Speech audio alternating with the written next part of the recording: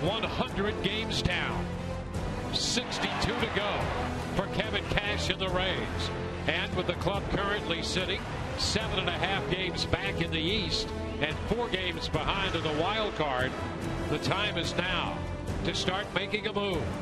Tonight, Tampa Bay opens a pivotal 3-game series versus the Detroit Tigers.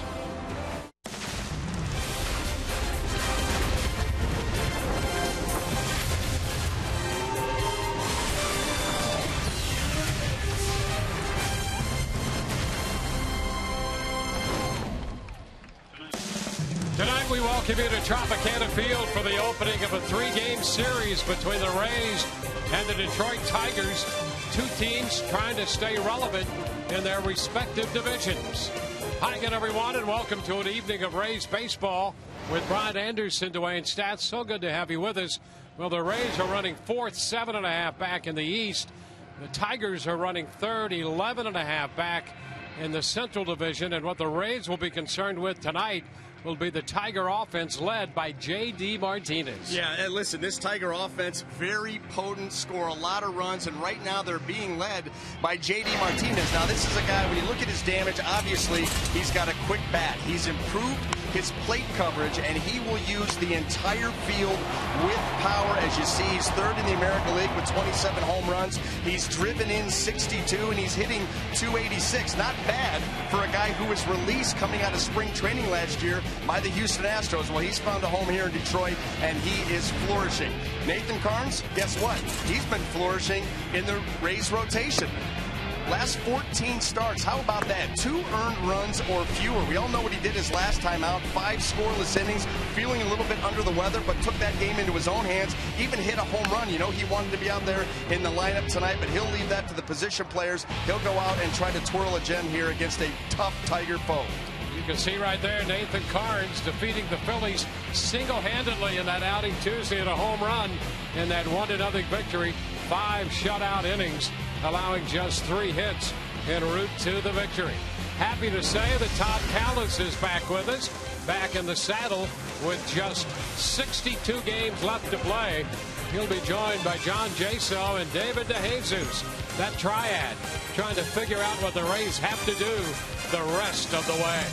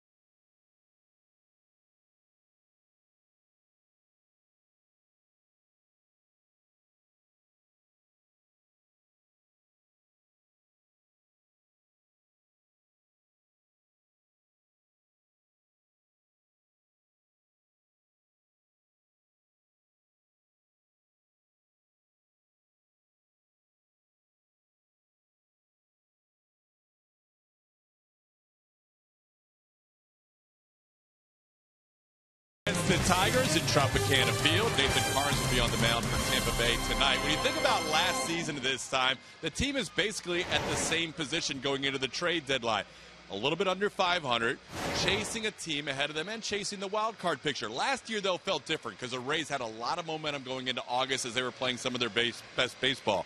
This year, 40-30, first 70 games, 9-21, last 30. Not a lot of momentum going into the month of August. We talked to both John Jaso and David DeJesus and got their perspectives of where the team is right now.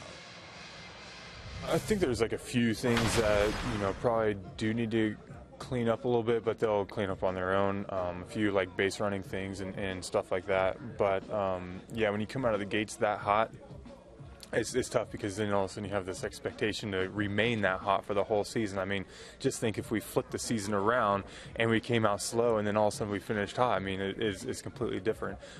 So I think that being said, it is how you finish a season is really what determines your place in the postseason, all that. Yeah, we're 5 games back in the wild card right now, and we play a lot of division in September, so we have time to come back, but we have to start making those little steps. It's little by little, and if we can just keep grinding away games, who knows from there.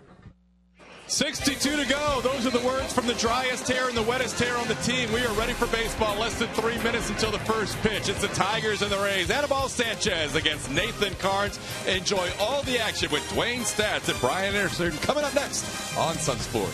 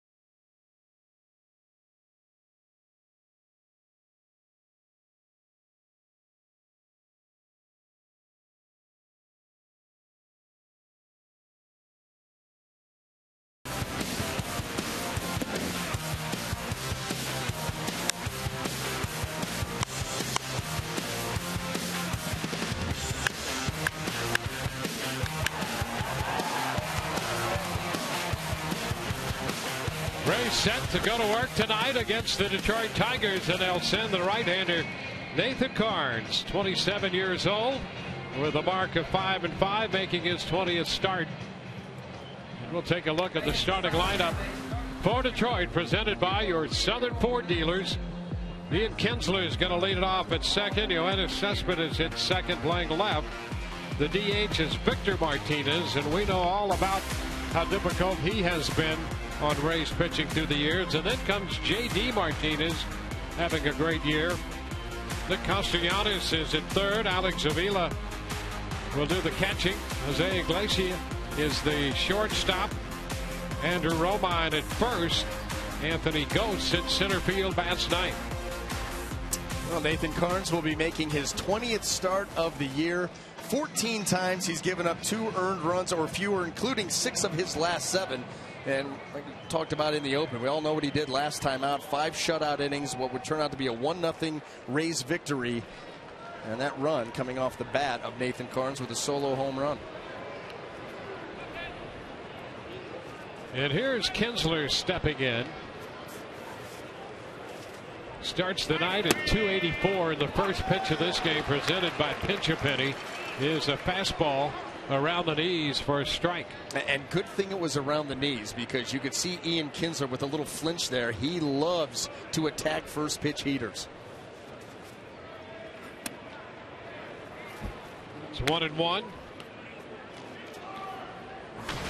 The recurring theme here with this Detroit Tiger lineup is aggressiveness. Some more than others, but most everybody in this lineup very aggressive. Well, they start the lineup with Kinsler and Cespedes, and there's a long drive to left, going to stay in a couple steps from the wall, and DeJesus makes the catch for the out.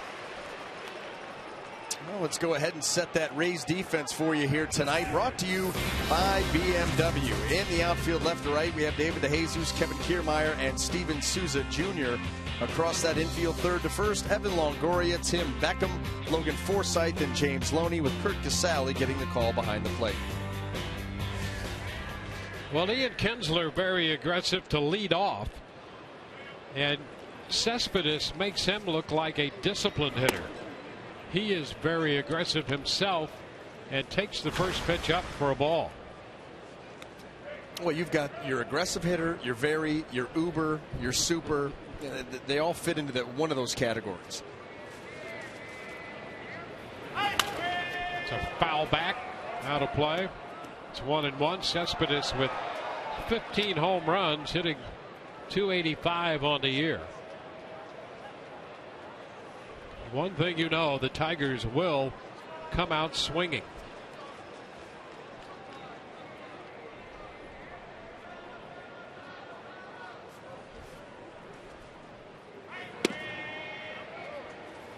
Tigers lead the American League in hitting, and they are third in runs scored. There's Brad Ausmus, their skipper, the former catcher. Well, that .276 average actually leads all of Major League Baseball, as does their on base. High fly ball towering back to center. Kiermaier, with plenty of room, makes the catch on that one. And really, to be in the position that they're in right now, that offense has had to be that good and that prolific, because the pitching staff, you know, outside of a couple of guys, overall as a staff has really underperformed this year. Well, tonight's Buick matchup, and it's a big one with Victor Martinez. Look at his lifetime average against the Rays, .361 with 11 homers and 56 runs batted in, second only to Joe Mauer in punishing Rays pitching. He's after the first pitch, fouling it, strike one. Well, the Tigers playing without Miguel Cabrera. He's been out since July the 4th, when he was disabled with a grade 3 strain in his left calf.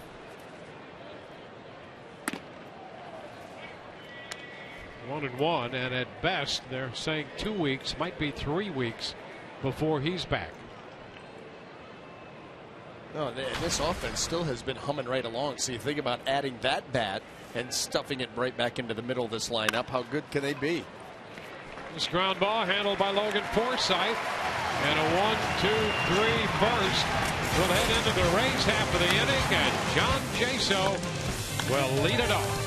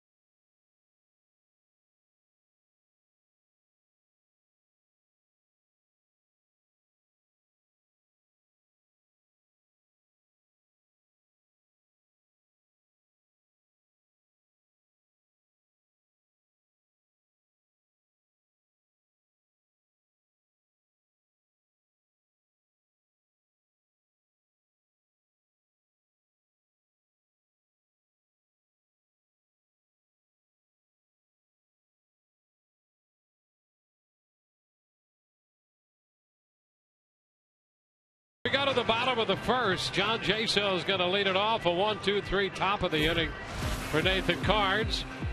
Starting lineup presented by your Southern Ford dealers. Jaso is going to lead it off. Then David DeJesus and Evan Longoria. James Loney, Logan Forsythe, and Steven Souza Jr. Kevin Kiermaier, Tim Beckham, and Kirk Casale.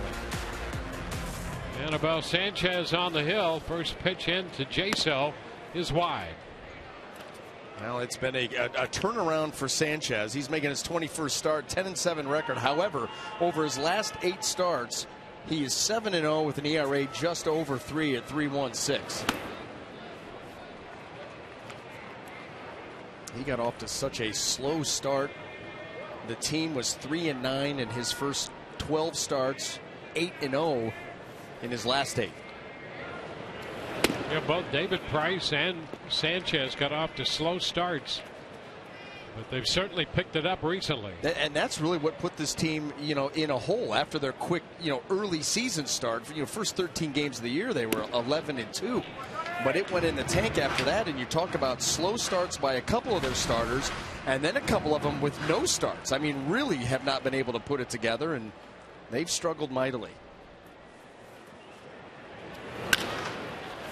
High popper, left side, long run, and that ball will fall uncontested. Iglesias, the shortstop, trying to cover a lot of ground and could not catch up with that pop foul. Now let's go ahead and set that Tiger defense for you and see how it's going to line up tonight. Brought to you by BMW in the outfield, left to right. Yoenis Cespedes, Anthony Gose, and J.D. Martinez. Across the infield, third to first, Nick Castellanos, Jose Iglesias, Ian Kinsler, and Andrew Romine, with Alex Avila behind the dish.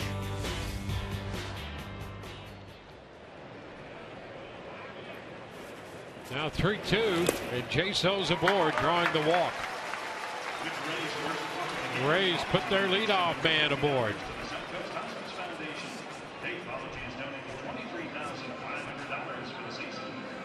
Gets David DeJesus up. You can see the Tiger defense had the shift on for Jaso and not so for DeJesus. In fact, the Tigers used the shift less than any other team last year. Use it a little more this year, but they have not embraced the shift like a lot of clubs have. DeJesus takes it upstairs. So then you wonder who's right. Who's right? You'd love to see the data at the end of the season about how many balls were hit into the teeth of the shift, how many hits were able to, be hit the other way, and just how it all plays out. 1-1. I'll tell you this, as many teams that have not only gotten on board but really have made that part of the every night game plan, it's got to be helping. Got to be helping, or you wouldn't do it. Well, one would think so. The Rays had done that so often, and other clubs started to do it. Houston last year did it way more than the Rays. Now the Rays have been the shiftingest team this year. It's back and forth, almost vying for that lead in shifts. Yeah, you wonder how much that plays into it. No, we want to lead the league this year, and we're going to do it even more.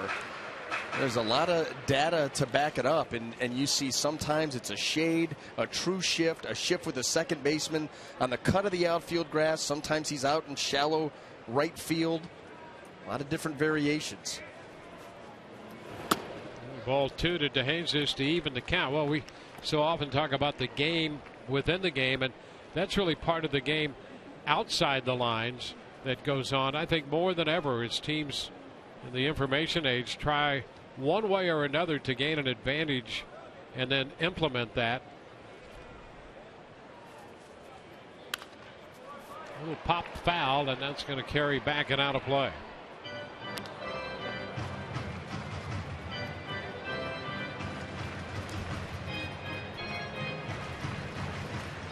The Tigers over in the Central trail Kansas City and Minnesota. And the one thing the Tigers are still entertaining, while they're 11.5 out in the division, they still think they have a legitimate shot at the wild card. And there's been a lot of conversation and speculation as to whether they would entertain a deal for David Price. And the trending, at least the thinking right now, seems to be they think they can still contend for the wild card. It would be tough to see Detroit's owner, Mike Ilitch, give up on a season. Yeah. I think you'd have to be a little further back. Broken bat, ground ball, the ball and the end of the bat down the first base line, and Romine takes care of an unassisted. Jaso moves into second. Well, you saw in that graphic of the standings in the wild card, they're 4 back. They'd have some teams to climb over, but they still think they're close enough. And there's the Central, how far they are back of Kansas City. That's very tough. And how about Kansas City going out and picking up Johnny Cueto? That made it tougher. Yes, that's exactly right. Evan Longoria, and the pitch is inside to Evan. Well, Rays with an opportunity to break out in front with a man in scoring position and 1 out in the first.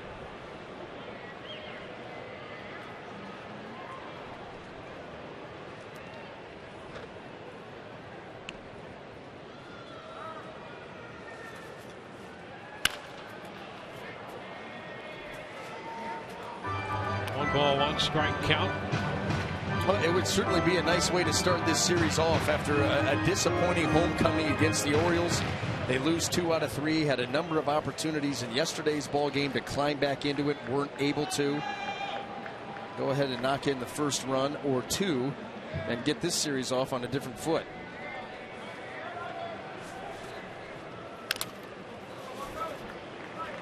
Ball, 2 strikes. Evan Longoria hitting his 10th home run of the year yesterday. Got the Rays on the board. They were down 5-0 at the time, and the back-to-back home runs by Longoria and Forsythe appeared to, at least for a short time, breathe a little life into the offense. But that game ended 5-2.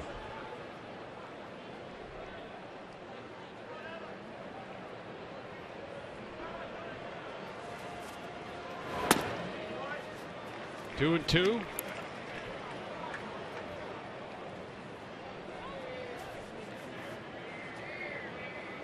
James Loney is on deck.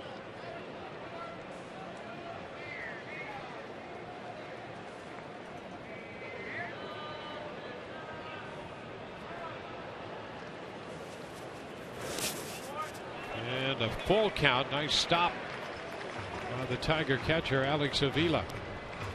Well, a couple of good takes here for Evan Longoria to get to a full count now. Anibal Sanchez, you know, he will use the entire strike zone, likes to work down early, start to expand a little bit up with the fastball, and then that changeup. He'll throw that changeup at any time and mix in both of the breaking balls. So he really does a nice job of mixing pitches. This one gets away. It's ball 4, and that's going to allow Jaso to advance to third. The Rays will have been on the corners with only 1 out. Well, it's been a sloppy start here for Sanchez. Longoria able to take advantage. Down 1 and 2, gets 3 straight balls. Alex Avila not able to make this play. Here in the early going, this looks like a team that got in at 5 a.m. last night. They had, of course, the Sunday night game late. So a wild pitch. And now we have a little issue on the mound, and Brad Ausmus, the manager, is going to go out and check with his pitcher, Anibal Sanchez. You know, anytime you bring the trainer out with you, you question, but Sanchez able to convince them rather quickly that he's fine. So Ed Hickok, who's working the plate tonight, lets the Rays dugout know that that's not an official trip to the mound, is checking to see if Anibal Sanchez is all right.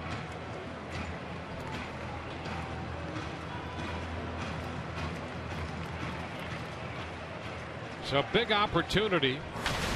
The Rays really need to have James Loney return to the James Loney form at the plate. Hitting .254 right now. He's 4 of 12 in his career against Sanchez.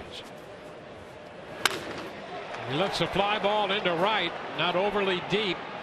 J.D. Martinez makes the catch. The tag and the start of a move, but a stop by Jaso.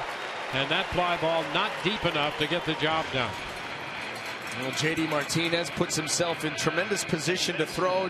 John Jaso's not even going to challenge him, and James Loney with that lazy fly ball into right field, just not able to get it out there deep enough. Was aggressive with the swing at the first pitch, but you can see Martinez closing ground and no chance.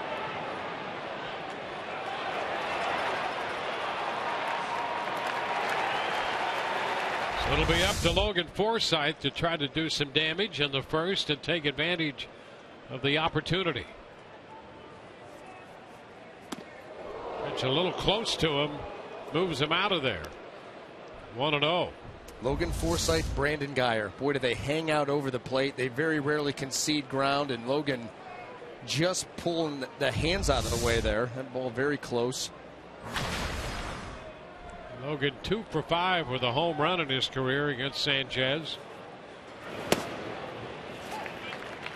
That's a strike, and you can put together a pretty strong argument for Forsythe being the best hitter in this lineup this year. I think so. Yep. Absolutely. Most consistent. He does damage, occasional pop, hit a home run yesterday. The average has been good, on base has been good, approach has been solid. Behind in the count now. 1-2. Well, take a look at his monthly totals here. He's got a chance to play every day, and he has embraced it. I mean, look at that. The average has been, right there. A couple of home runs, double-digit runs batted in. He's played tremendous second base. It's low, and now off first. Longoria throw down to second. And now Jaso's caught between third and home, and he is tagged out by Avila. And the Rays miss an opportunity and end it with Jaso being caught in the rundown.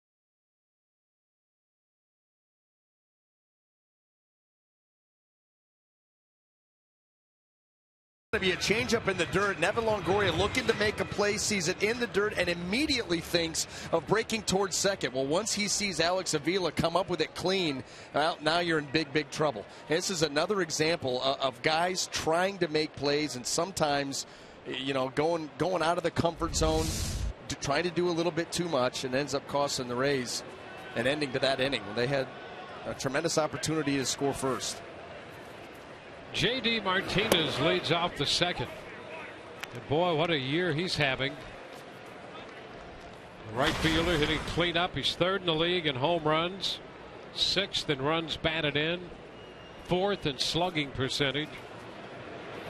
I can't believe nobody's talked about this, but It's no wonder he's putting up those kind of numbers. He's using an aluminum bat. That makes perfect sense now. Look at that. Wow. It kind of blends in with the road grays. High fly ball to left for DeJesus. And that'll be the first out. Interesting thing about Martinez, the Tigers had said they had interest in him and actually had, to a degree, tried to pursue a deal for him when he was with Houston. And then eventually Houston let him go, and the Tigers signed him, and he has been absolutely great with the Tigers. Yeah, not a solid player. He was the most improved player last year in the American League offensively, and then this year, the 27 bombs. The ground ball handled by Beckham off the bat of Nick Castellanos. 2 gone. And it's an end of the March release. You just flat out release the guy. The Tigers pick him up on a minor league deal. Hey, what can you do? And my goodness, middle of the lineup of a very good lineup. 30 teams in the big leagues. And you'd have to include Houston for letting him go. So 29 teams are going. What did we miss? This has really been a great story. Yep. Alex Avila.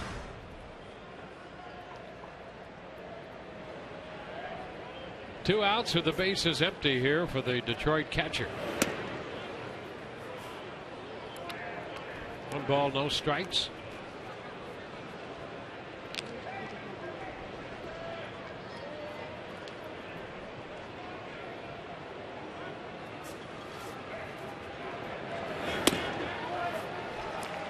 Laid on the fastball. Tigers have been aggressive here in the first couple of innings as we anticipated. Plate umpire Ed Hickox tonight. He is certainly going to make you throw a strike.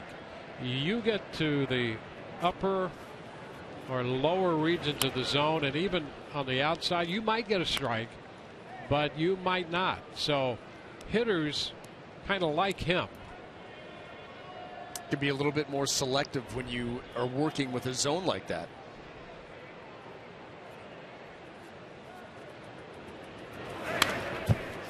Foul is going to make the count 2-2. Well, and we hear it so often, hitters and pitchers alike look for consistency.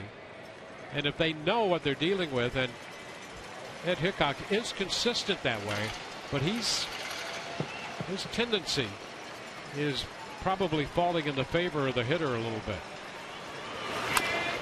Back to the hill, grabbed by Carnes, and the underhanded toss completes the 1-2-3 inning. We're through an inning and a half, no score.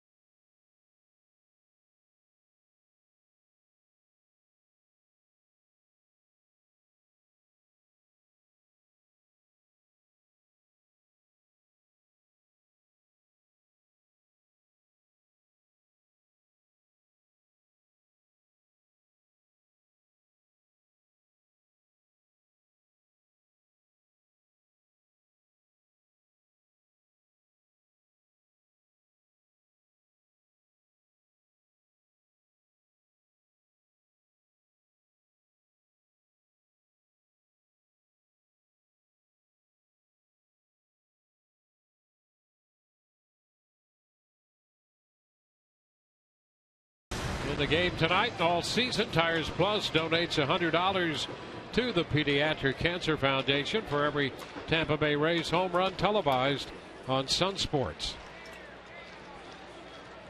Well, let's try this again. Yeah, Logan was at the plate when the Rays lost the base runner to end the bottom of the first. And he takes fastball in for a strike.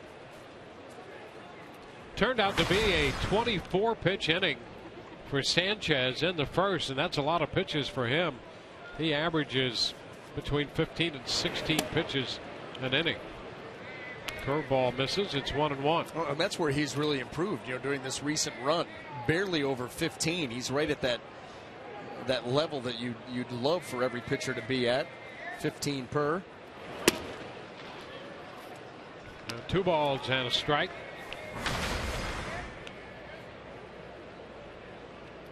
Not too shabby at all. And that 8th start, the team won that game too, so they're a perfect 8-0. Base hit through the hole on the left side. Forsythe aboard. It'll be the first hit of this game. Leadoff single in the second. Logan Forsythe has shown that ability to sit back on pitches, keep his hands back. It's going to be the breaking ball, and then he just lets the hands fly late. The confidence to be able to do that because he's shown such quick hands. And the quicker your hands are, the less wasted motion that you have, the longer you can let that ball track and recognize it. Kevin Cash gave him a day off after an off day so that he could have a couple, and that was coming out, just a handful of games coming out of the All-Star break. But it's important for him because he's playing more than he's ever played in a single season in his major league career. And when you talk about those quick hands, you want that part of his game to stay quick. And that'll be the first giveaway, you'd think. Over everything else, if Logan Forsythe was wearing down, getting tired, the hands would start to slow. Not seen that. Here's Simpson Jr. down to third, and a quick throw over to first. And Forsythe is back in.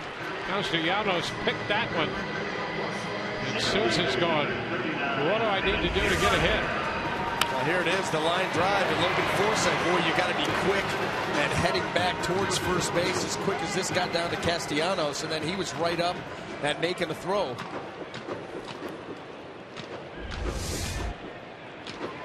So the low liner picked by Castellanos for the out.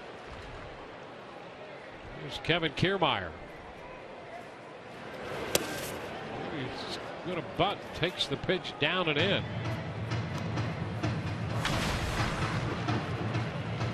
Kiermaier hitting .247.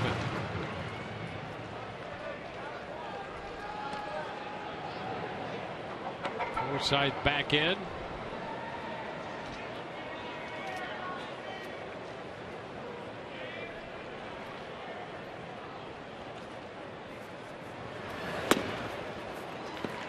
One.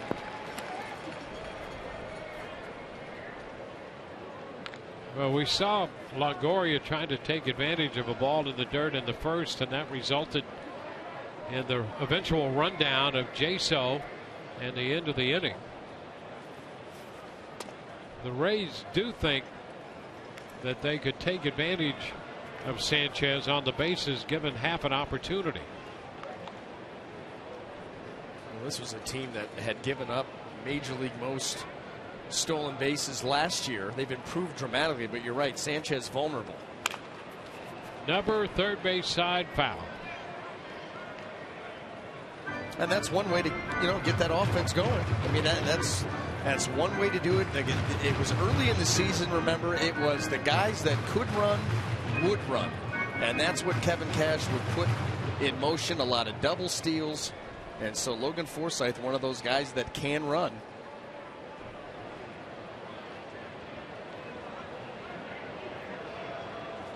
The move to first.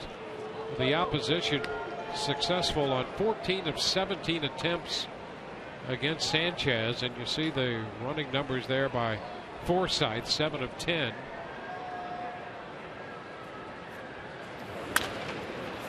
It's fouled back. And frankly, with the Rays averaging just bit over 3.5 runs a game.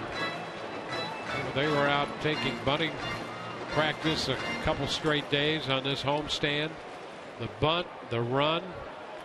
They're going to have to employ any and everything they can think of to try to manufacture runs.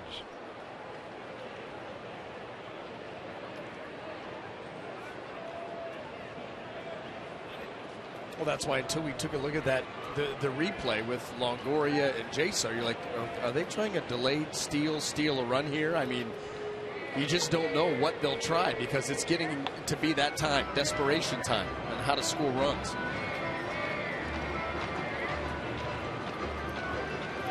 The Rays drew a couple of walks in the first, but could not take advantage of that.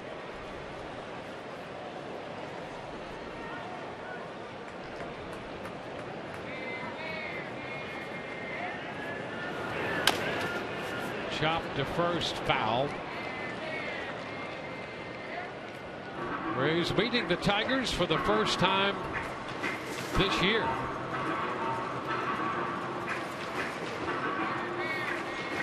Fall a few weeks short of a full year since these two teams squared off. There's David Price. He's 9-3 now and set to pitch tomorrow night against Jake Odorizzi.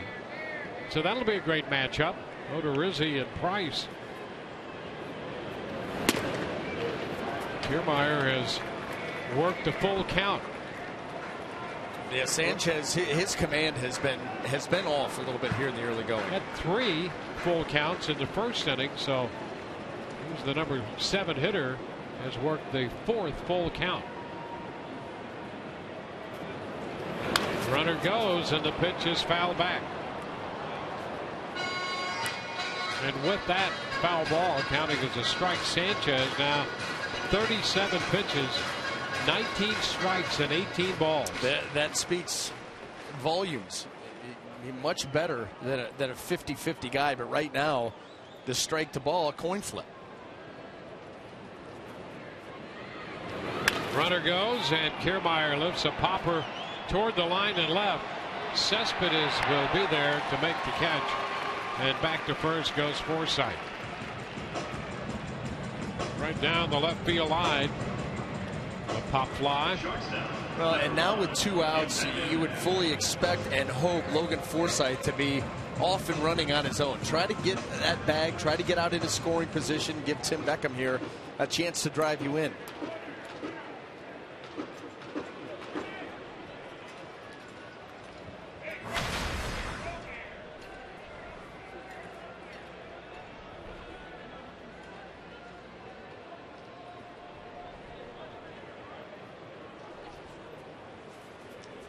Beckham hitting .232. The pitch is inside. 5 home runs. Well, Beckham has shown this year some power, and at times very impressive power. I think that's the one thing that stands out about him that might not be altogether surprising, but some of the long home runs he has hit.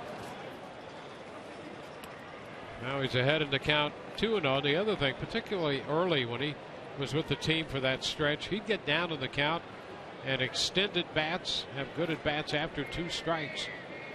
Well, this time it's the reverse. He's up 2-0. Well, maybe he can let that power swing hang out a little bit. Anibal Sanchez, that's been his trouble. He's already given up a career high 21 home runs. You know, in similar innings a year ago, he gave up just 4. That's an unbelievable swing, isn't it? Yep. Checking Absolutely. with that. His ground ball rate is down this year over what it had been in previous seasons. And he's up with this one. So another 3-ball count. 3-0 on Beckham. Right now, that little hitch in the delivery, that little slight turn that he, will use against these hitters for a little bit of deception, flying open a little bit too quick. That front side twisted back and all of a sudden heading towards the plate. You notice everything that he's been missing with the fastball wise has been up. Even that one right there is at the top of the strike zone. Probably a good tip-off on why he's given up so many home runs. Well, that 3-0 pitch is so often called a strike, even if it's a borderline pitch, and that one was. Really no different than the other 4 that he threw, but you could see all of them right at the top or above the zone. Pitch popped up on the right side. Kinsler, the second baseman, takes care of that. The Rays leave a man. Through 2 innings, no score.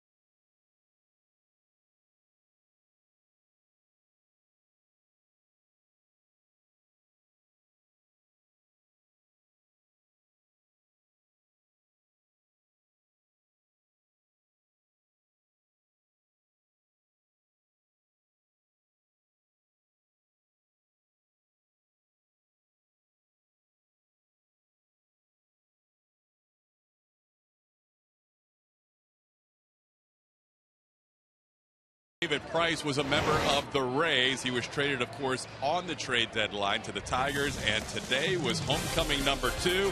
Pitched against the Rays last year in August, said it was his best pitch game of his life. Tomorrow we'll hear from David Price on our Rays Live pregame show, driven by your Gulf Coast Honda dealers. Also, Orestes will break down Jake Odorizzi. Brothers don't shake hands, brothers hug. Lots of hugs around today, and there's Jim Hickey with David Price watching Chris Archer's bullpen, guys. And the 3rd inning underway with Jose Iglesias fouling away the first pitch, a fastball from Nathan Carnes. So David Price, with his record of 9-3, scheduled to pitch tomorrow night against Jake Odorizzi.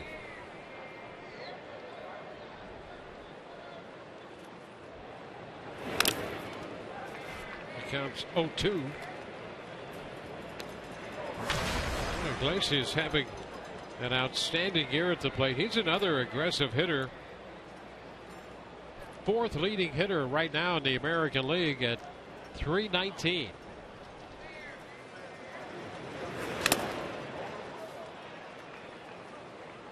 Iglesias did not play last year. He had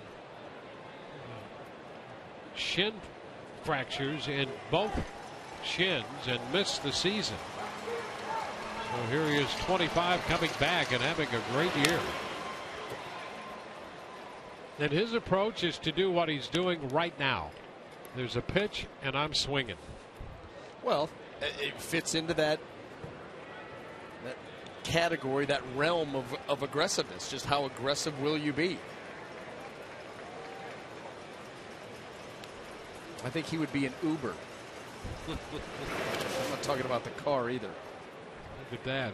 He wanted to go after that breaking ball in the dirt. And if that was anywhere closer, you're right. And that's the one thing that you log away and you understand. He will strike out a little bit too much, but that's because of the aggressiveness. He expands that zone. Tap to 3rd. Goria takes care of him. 7 in a row retired by Carnes to start this game, and it's time for you to tweet your strongest fan photo. Use hashtag #SSDataStrongFan, and you just might see yourself in an upcoming broadcast. Brought to you by T-Mobile.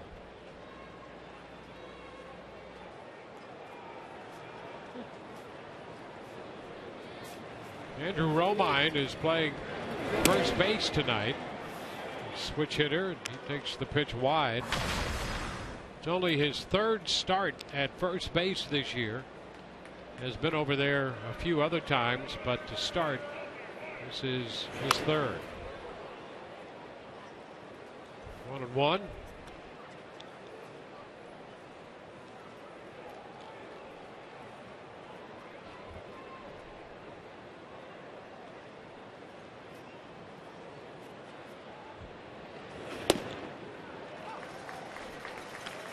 Fastball puts Carnes ahead in the count. 1-2. Well, a couple of these heaters, both of them actually coming in. You saw the swing by Romine. That ball got in on him. Didn't recognize it. There you go. Just having a hard time picking Carnes up. Well, that good breaking ball strikes him out. First strikeout for Carnes. 2 up, 2 down. It's a good complementary pitch with the four-seam fastball. See how tightly he spins that curve? And it's tough for a hitter to pick that up. There's no hump. When it rolls out of his hand, there's not that little bump where a hitter can recognize it early. It comes out spinning tight and heading right to the ground. Well, here's the only hitter who has seen Carnes before. Anthony Gose looks at a breaking ball for a called first strike. Gose, as you know, formerly with Toronto, and he was 0 for 2 against Carnes, who pitched against the Blue Jays in a Rays uniform last year. Fly ball to left, right to David DeJesus. 1, 2, 3. 9 up and 9 down against Carnes. No scores. We go to the bottom of the third.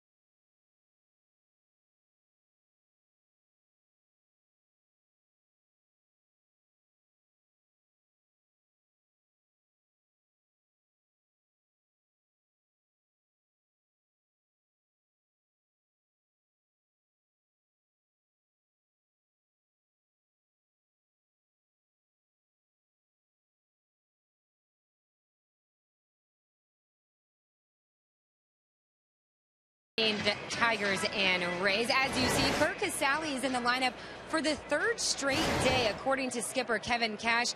It's because of the need for more production from the offense, and he really likes the way Casali is swinging the bat lately. Rene Rivera is completely healthy. He said we'll see him soon. I was talking to Casali before the game, and I asked if it was a competition between him and Rivera for playing time. He said, got a high fly ball to left, and there's some need for some more production. We'll get back to you, Dwayne. Well, Curt Casali unloads his 4th home run of the year. Well, that was right on time. Set up perfectly. The Rays looking for more offense, and Casali has delivered here on the very first pitch he sees tonight. I don't know if we have video of Emily down there, but she should have just dropped the mic. Just that's it. That's my hit for the night. You talk about right on time. He got one of the elevated fastballs from Sanchez. This is what really has plagued Annabelle, the long ball, and that's number 22 on the season against him. John Jaso back to the mound, and that ground ball caught Sanchez as opposed to the other way around. He was surprised it was in his glove, and he throws out Jaso. What a shot by Curt Casali, and that's exactly the point that Emily was making, that Kevin Cash was making. A little bit of a calculated situation here with Carnes on the mound, who has that great curveball, and you know how good behind the plate Rivera is at blocking that pitch. Well, Casale's all right himself and swinging the bat, and he's hot right now. And so that the confidence in him by his manager Kevin Cash pays off. There's a strike to David DeJesus.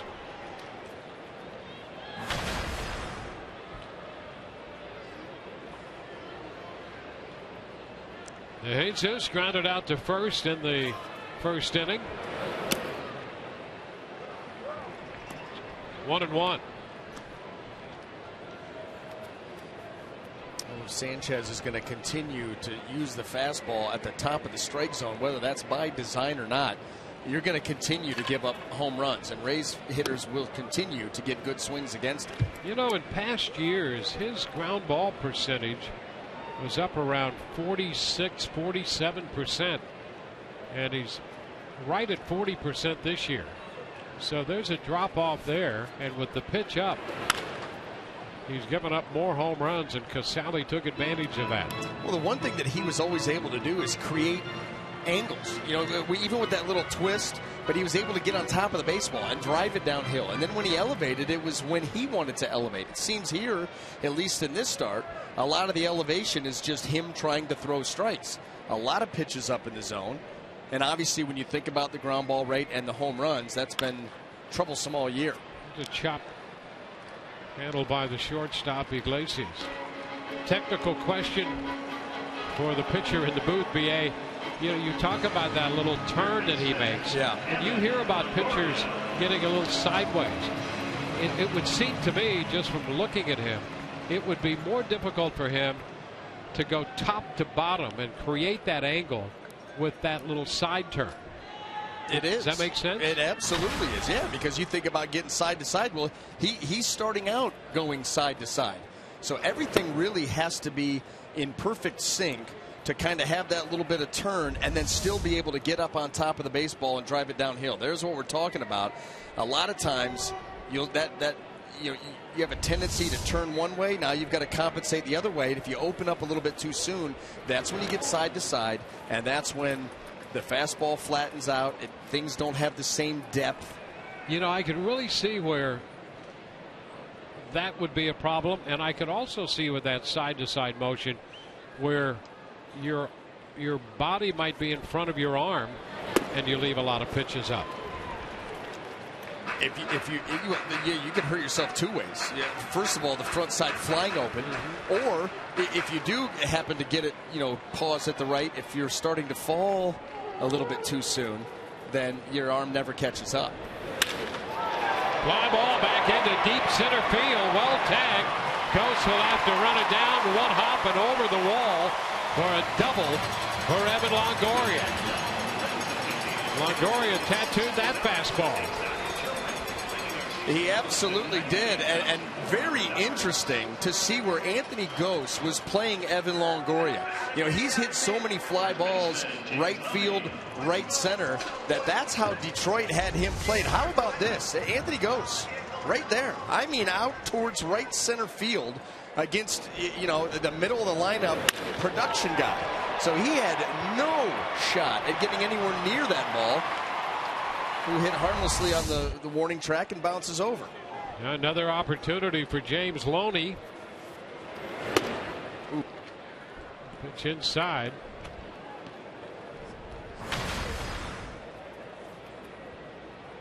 Loney lifted a fly ball into right field his first time up. 0 for 1.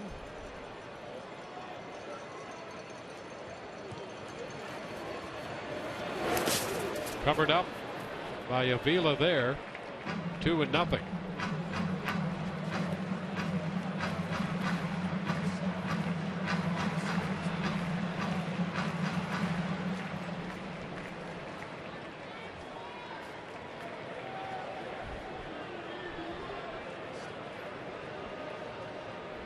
Rays with a run on the Kurt Casale home run. 2-out opportunity on the double by Longoria. Now to play the opposite way, and it's 2-1. 22nd double of the year for Evan. On for the second time tonight after walking the first time. Well, it's been, a couple of games here, back-to-back games of loud contact and good carry off the bat. Starting to maybe see that power stroke come back a little bit. High pop foul left side. Cespedes over there but can't catch up. That ball just beyond the bullpen bench, and he had to also negotiate part of the bullpen mound. I think that's what it was, because he really put himself in position to make this catch, and maybe it was the bullpen mounds that threw him off, but kind of gave up on it at the end. He had a real chance to make this. He was in good position, and he's looking down at the mound, kind of gives it up right there, and that ball doesn't hit too far away from him.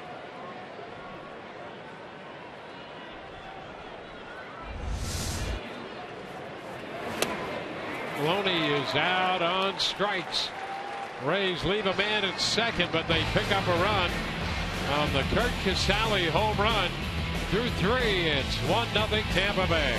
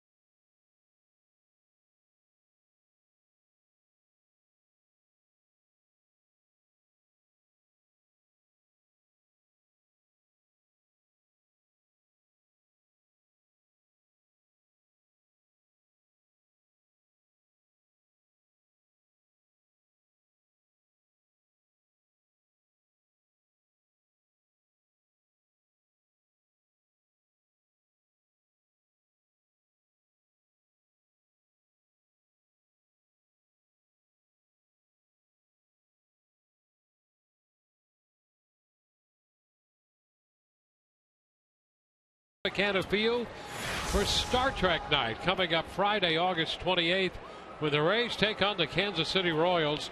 Purchase this special ticket package and receive a Rays Star Trek foam finger. For tickets, visit raysbaseball.com/special events. You don't want to miss out on that. No, you don't. I'm hoping that we can get a couple extra and just randomly just go out and give someone the foam finger. Nice stop by Longoria, and the run-off throw to first. Got him. Kinsler making a bid for an extra base hit. Longoria wouldn't have any of it. Made the stop and then got up to make the throw. That's 10 in a row retired by Carnes. It was all about getting the ball on its way to first base. After this ball ejects out of the glove and then from the knees, just get it over there. James Loney, a good glove man, able to come up with that scoop, but what an effort. That ball was ripped up the line, backhand stop, throw from the knees, Gold Glove. One away here in the fourth, and here's Yoenis Cespedes taking a strike on the outside corner.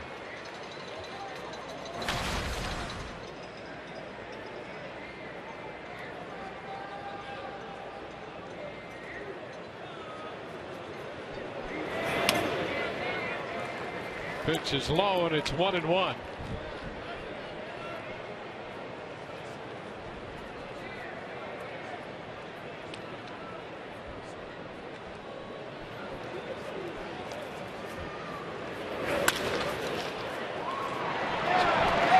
hit up the middle, but the defense positioned perfectly there with Forsythe on the shortstop side of second, and he takes care of that. So 4-3. Cespedes is out of there, hitting into the shift.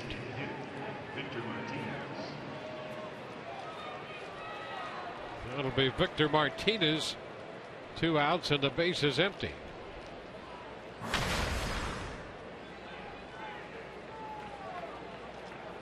Martinez grounded out to Forsythe his first time.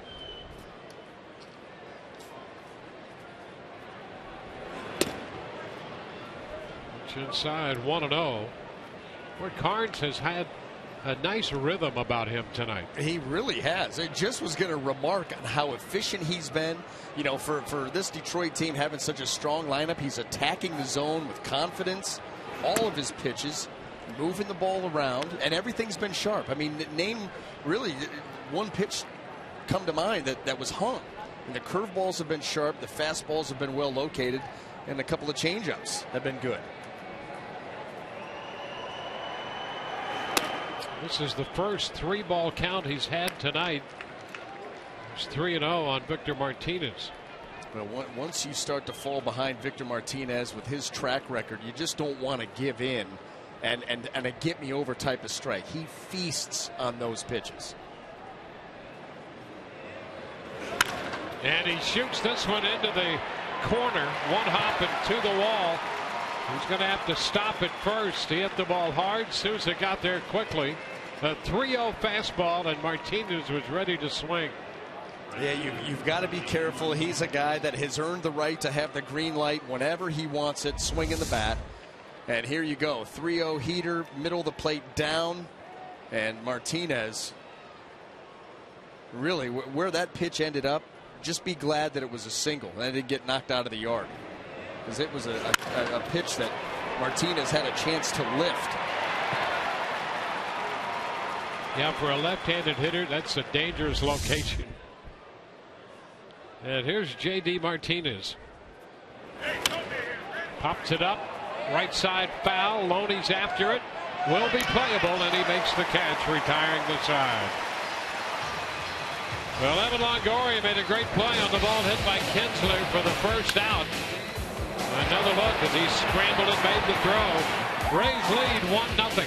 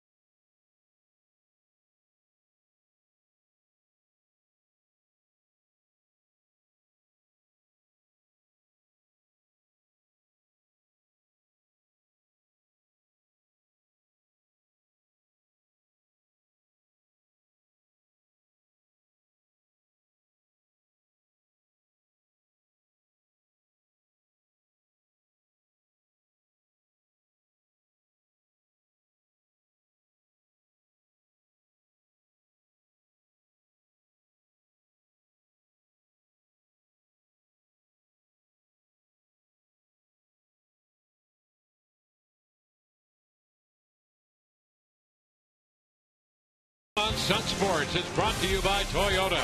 Let's go places. By Morgan Auto Group. Make it Morgan, we make it happen.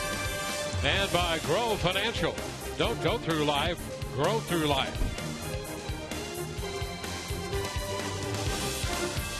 The Rays on top 1-0, moving into the bottom of the 4th inning.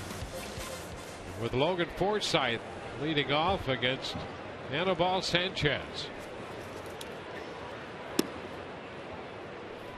First pitch sweeps wide, a curveball, 1-0.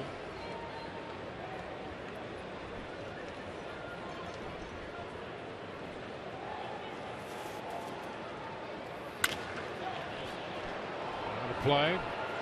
Rays, after dropping 2 of 3 to the Orioles in the just completed series, now trail Baltimore by a half game. The Orioles are in third and the Rays fourth. Baltimore's home against Atlanta. No score as the Braves bat in the top half of the 5th inning of that game. Alex Wood for Atlanta and Kevin Gausman pitching for Baltimore tonight. Here the Rays have a 1-0 lead on the 3rd inning home run by Curt Casali.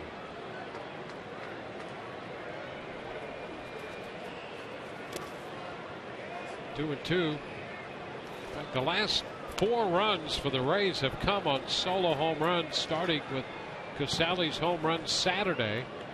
Then the back-to-back home runs yesterday from Longoria and Forsythe, and a homer by Casali again tonight.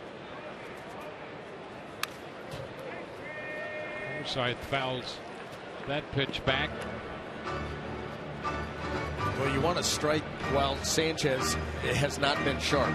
Yeah, that last pitch he made right there, he would love to see that pitch again. And that was, you know, listen, his fastball has been elevated. He's found no consistency with the changeup. A lot of them have been, you know, below the zone balls. That one was a hanger at the belt. And he just cannot find a good rhythm to get the ball where he wants. Fortunate he's given up just 1 run so far. Missed with the fastball up there, and the count is full. Brad Ausmus and the pitching coach Jeff Jones looking on. Ooh, strike 3 called. Out number 1. And strikeout number 2. Yeah, these are one of the pitches. You know, Logan Forsythe, a good hitter. We already talked about that. Full count fastball. You want to ask him right now, what were you thinking? What were you looking for? Because that pitch, it was in. It was a good pitch. Wasn't a perfect pitch. Good pitch, but it just locked Logan up. Wasn't even able to let that bat fly. You know where that pitch was? We've seen Logan keep balls fair. Yes. Down the left field line, and you wonder how. And that pitch, I think some hitters may have pulled it foul. But that's one of those pitches that he keeps fair. And you know how you do that? Your hands get pulled close to the body and they get through the zone quick. That's headed toward left center field off the bat of Souza Jr. He's headed to second base. Pick up by Ghost. And he will stop at second after making the turn. A double for Steven Souza Jr. Well, here's another chance. Souza Jr. hit the ball hard his first time, nothing to show for it. That right there looks to be either Sanchez is going with the slider that didn't slide or got around a cutter. Either way, Souza Jr. lit it up.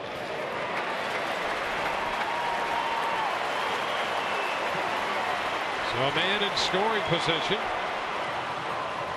Rays have had men on base in each of the first 4 innings, and men in scoring position in 3 of those 4. Here's Kevin Kiermaier trying to add to the 1-0 lead.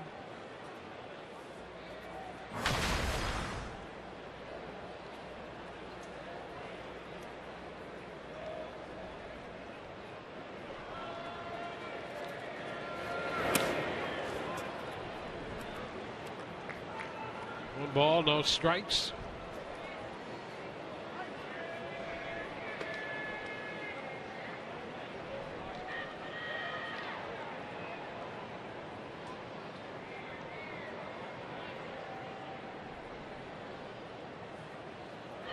The turn as Souza started to widen that lead off second. Well, you know, you do some advanced scouting and see that the Rays have made some costly blunders on the base paths, can get a little bit aggressive, especially the young guys. And so maybe you take a shot and try to catch Souza Jr. leaning. 2-0.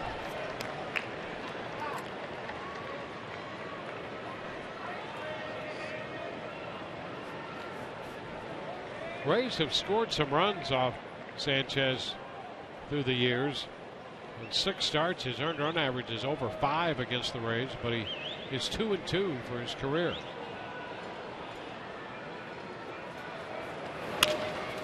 That ball's going to be in there between Cespedes and Ghost. Cespedes will make a strong throw, cut off, go back to second, not in time. Souza Jr. scores, and the Rays lead 2-0. Well, you have to strike. You have to strike, and the Rays just did, and Kevin Kiermaier made it even a little bit better by getting out into second base. A good read right here by Souza Jr. When he finds that baseball in the outfielders, he's off and running. That gives him a chance to get home. And then even the cutoff and try to get Kevin Kiermaier going to second base, that's not going to work.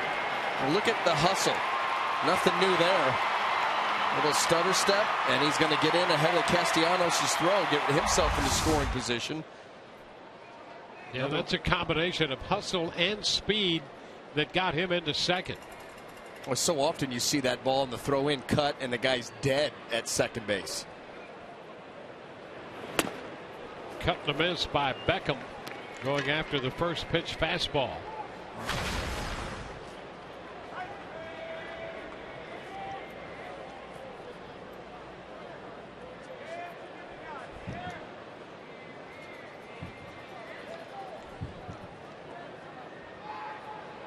Go back to Kinsler. Kiermaier back in.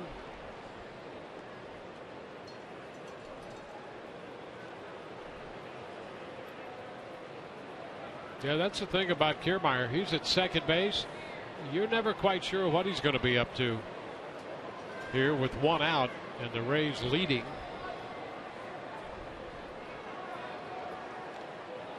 Bluffs a start. 1-1. As active as he is, he always catches the attention of the opposing pitcher when he's on base. Well, and if he feels like he can time you up and you're not going to stop him, then why not swipe third and get over there with less than 2 outs? And that's the cat and mouse game that's going on between Sanchez and Kiermaier all the while trying to make quality pitches. 2-1. Sometimes you're just enough of a distraction where you can contribute to a pitcher making a bad pitch. Well, he's been in a lot of bad counts too, Sanchez. And Beckham has one here to work with at 2-1. See, he's definitely got his attention.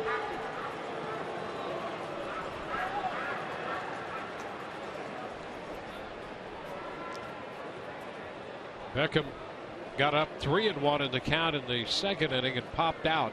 Up 2-1 right now.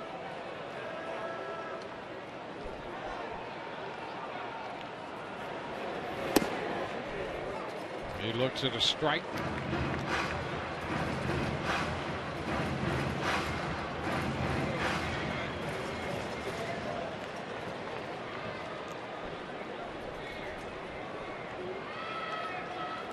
Rays with a run in the third, another run in the fourth. 2-2. Back into the screen. Pitch moving away from Beckham, and he made contact to foul it.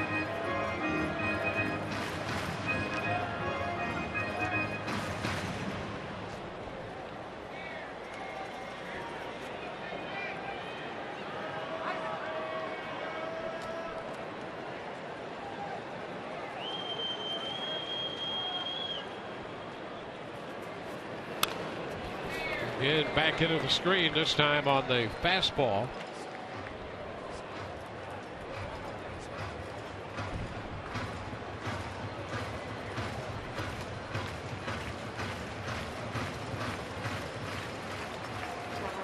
Rays 2 runs, 5 hits.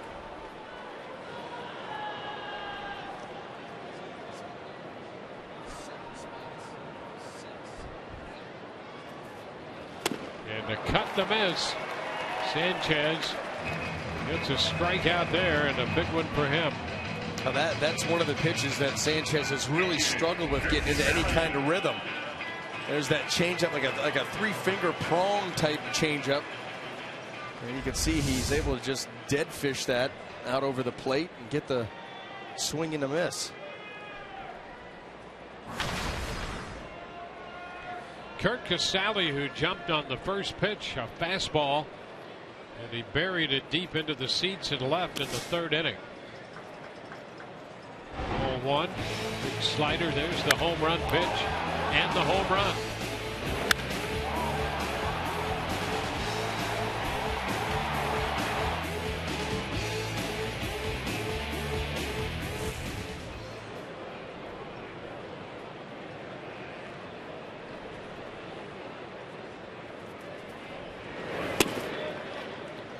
Way again. Fastball down and away that time.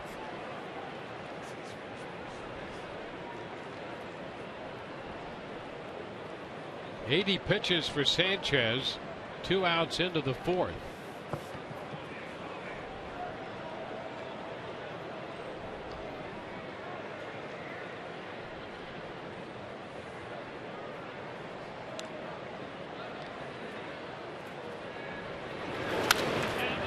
Foul straight back. Well, we talked about Sanchez putting himself into bad counts and bad situations. First pitch strike percentage, 33%, 6 of 18. Yeah, it's tough to pitch that way. You're behind all the time. And a lot of the first pitch misses have gone to 2-0 counts.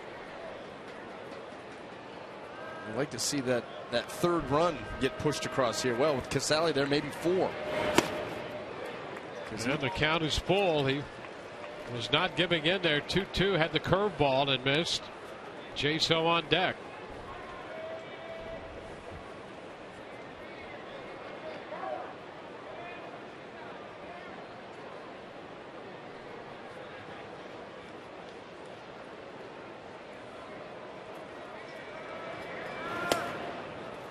It's going to be strike 2.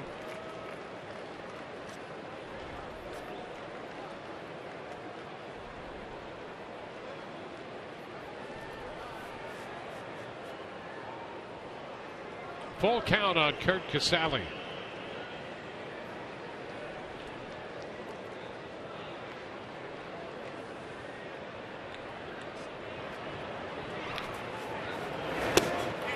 And did he go? Yes, he did. He got that split in there and strikes him out as Casale tried to check and could not hold up. Rays get another run and lead 2-0.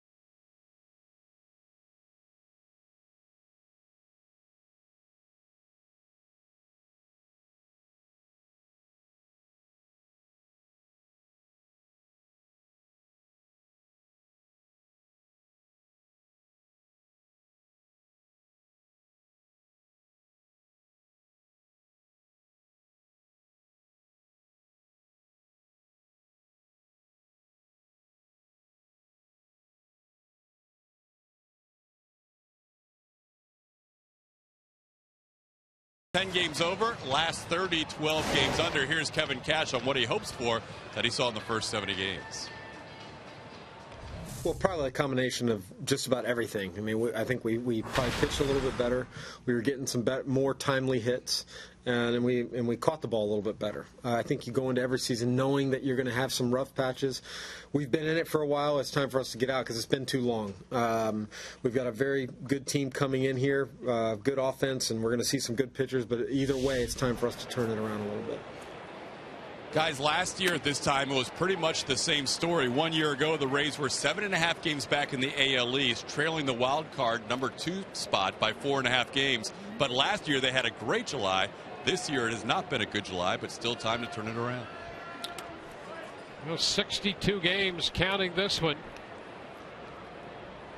Well, there's the first 100 games. 49-51, 7.5 back. And offense has been an issue. The team ERA is still 5th in the American League. 1-1 pitch. Castellanos lifts a fly ball to right. Souza's going to take care of that. The other surprising thing about the Rays that hurt was that 5-game stretch in which they made 9 errors. And when they stop catching the ball cleanly, that leads to trouble. Absolutely, because what that does is support this right here, and you need that to be great, and you need this to start to trend, well, kind of in that direction. So we'll see. They're saying all the right things. Time will tell. Alex Avila. So far tonight, Nathan Carnes, the 27-year-old right-hander, has been right on target. Well, one of the starters here tonight really struggling with command and getting himself into good counts. The other just making short work of this lineup, and that would be Nathan Carnes. You see his pitch count. We're in the 5th inning here. Yeah, 40 pitches through 4. And now 1 out in the 5th. The 1-1 count on Avila.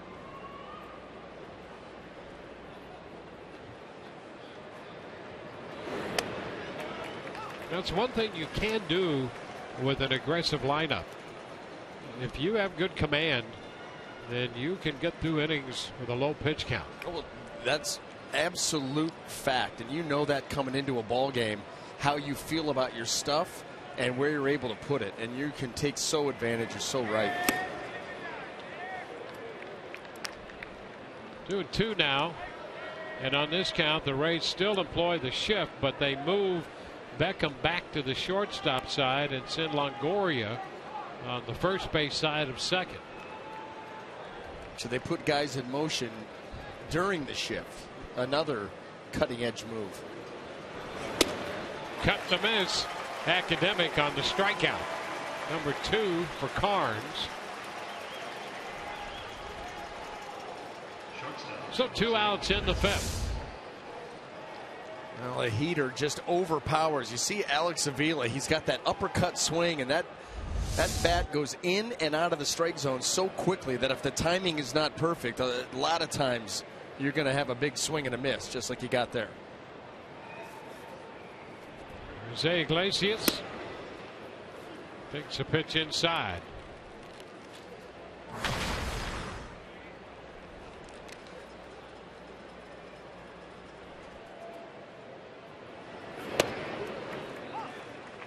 It's 1-1. The reactions of these hitters, some of the swings that we've seen would tell you that fastball is playing higher than 92. Yeah, it does seem to be quick to them. It does. And you see that a lot with Nathan Carnes. He doesn't light up the radar gun, but some of the swings that you see, some of the, just a guy tracking a pitch, it gets on him in a hurry. And he gets Iglesias swinging. Out ahead 1-2 and finishes him right there. 1-2-3. We're through 4.5. 2-0 Rays.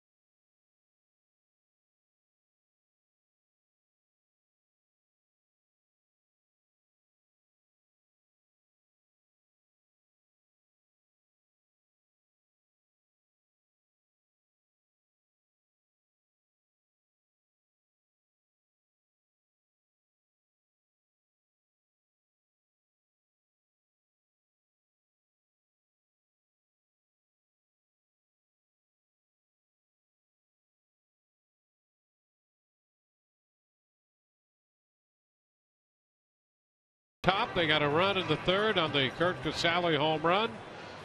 Kevin Kiermaier drove in Steven Souza Jr. in the fourth. And here in the fifth, top of the order now, John Jaso. Jaso has walked and gone out pitcher first. 1-0 the count to Jaso.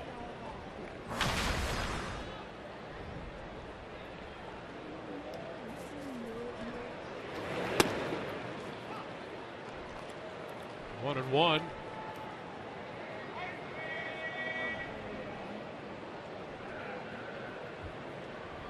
Sanchez allowing the Rays through 2 runs, 5 hits. He's walked a couple. And he's low on that pitch. 2-1. He's gone to that off speed, that split pitch. He got a couple of strikeouts on that of Beckham and Casale, and now a couple of them here in the first 3 pitches to Jaso. It's 2-2.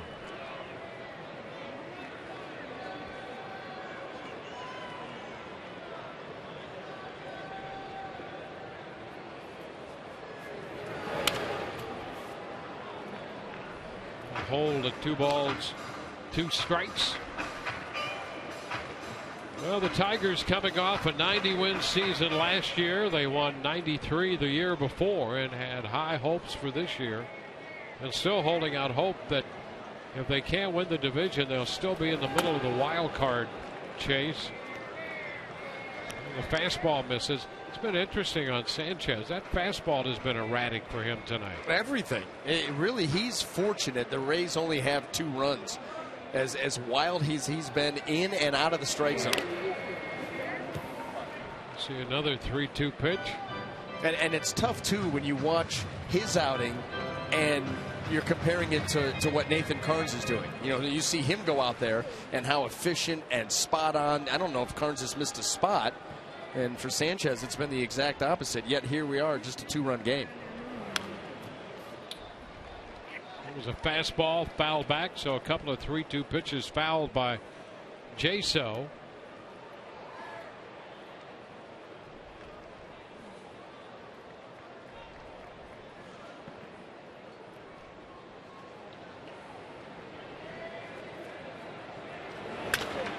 Fly ball back into straightaway center. Ghost is going to have ample room. So that is the first out in the 5th inning. Today's great moment in MLB history presented by Geico. And what a day it was in Cooperstown yesterday for this year's Hall of Fame induction ceremony in the class of 2015. Craig Biggio and Randy Johnson, Pedro Martinez, John Smoltz. Great stories on all of those guys. David DeJesus fouls it. Biggio, as you know, was a catcher and made the transition from catch to second base. He paid extensive tribute to Matt Galante, who worked with him really in a span of about 7 weeks in spring training to make that move. And it was almost from sun up to sunset before nightfall that they worked on that transition. And in fact, when Biggio won his Gold Glove, he gave it to Matt Galante, his coach, for all the help that made that possible. 2-1 the count to David DeJesus. And those 3 pitchers, what can you say about them that hasn't already been said? I mean, just greatness in their own way. 3 different guys, 3 different approaches to pitching. How about that roller to third on the broken bat and a base hit? A broken bat, and DeJesus has a base hit. That barrel in split went up the first base side, the ball to the third base side. I wonder if that ball hit right off the end of the bat, and you know, when it's cupped out like that, you have a tendency to tear it. Whatever, the bat blows up, the ball is dribbled up the third base line. And the changeup, this one stays in, and yeah, that's exactly what it was. Right off the cue shot, cue end of the bat, and with that little cup out, it ripped a piece right off. Evan Longoria now with DeJesus on base.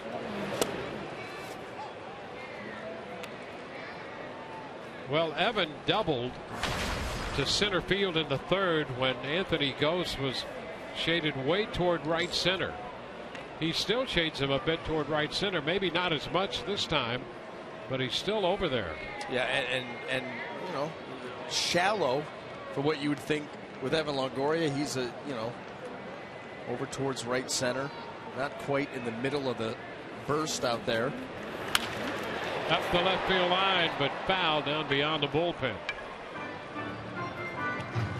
Yeah, that's not typically where you expect a center fielder to be playing against Evan Longoria.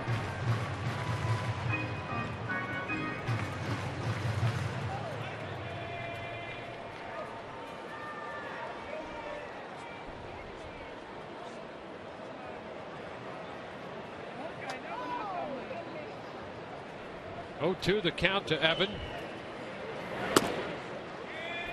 It's now 1-2.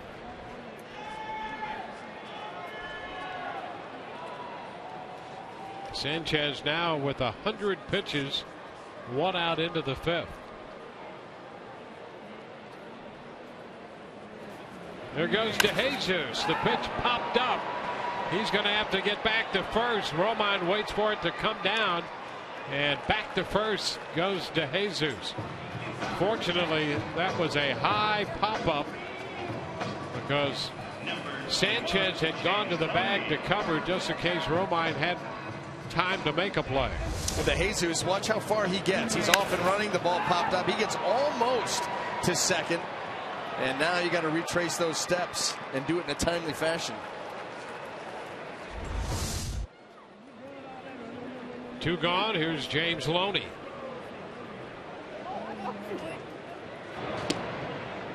DeJesus back in.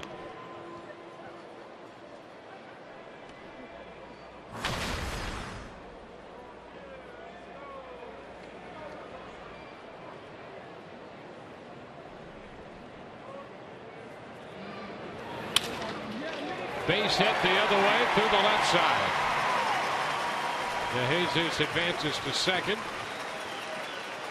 Loney keeps the inning going. With 2 on, he'll get Logan Forsythe to the plate.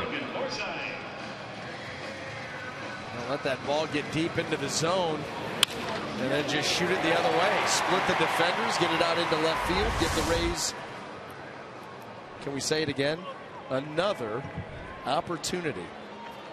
They've had men in scoring position in 4 of the 5 innings. They got a run in the 3rd, a run in the 4th. It'll take something with 2 outs to get it done in the 5th. Ground ball, there's a base hit into left. DeJesus heads to the plate. The throw by Cespedes, not in time. Avila attempted to swipe tag. DeJesus got in there, and the Rays lead 3-0. Coming through again is Logan Forsythe. Finding holes on the left side. Logan Forsythe doesn't waste any time. Cespedes comes up throwing, and he gave himself a shot a little bit wide on the throw, and DeJesus, reading where Alex Avila is headed, goes back to the inside and avoids the tag. Well done by DeJesus. You can see him right there. You just go away from where the catcher is.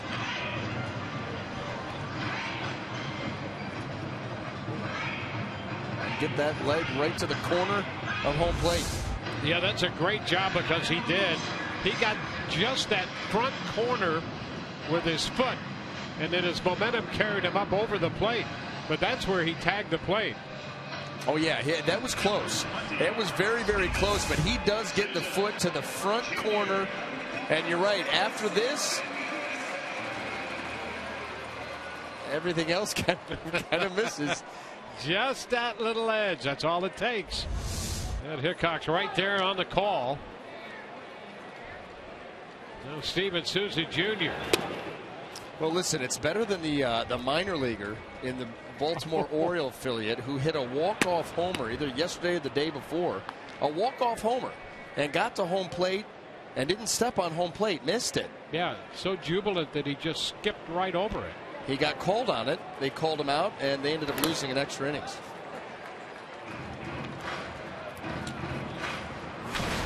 2 strikes to count to Steven Souza Jr.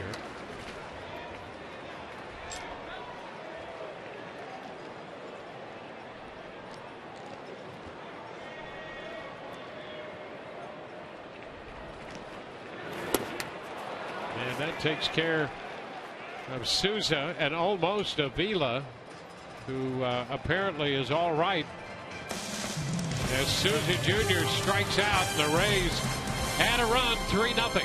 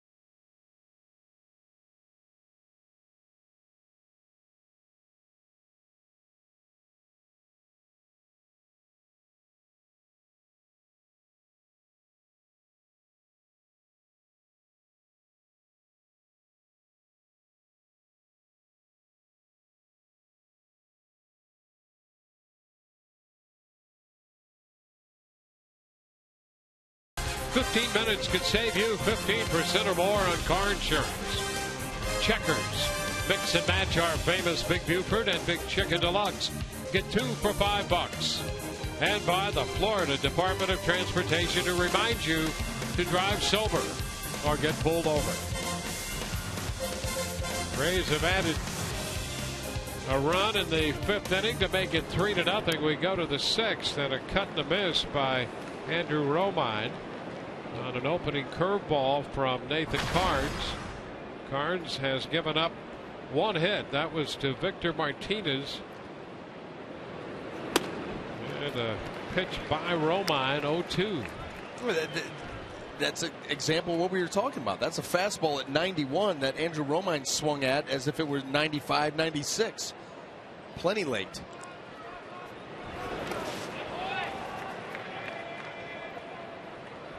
Ball, 2 strikes.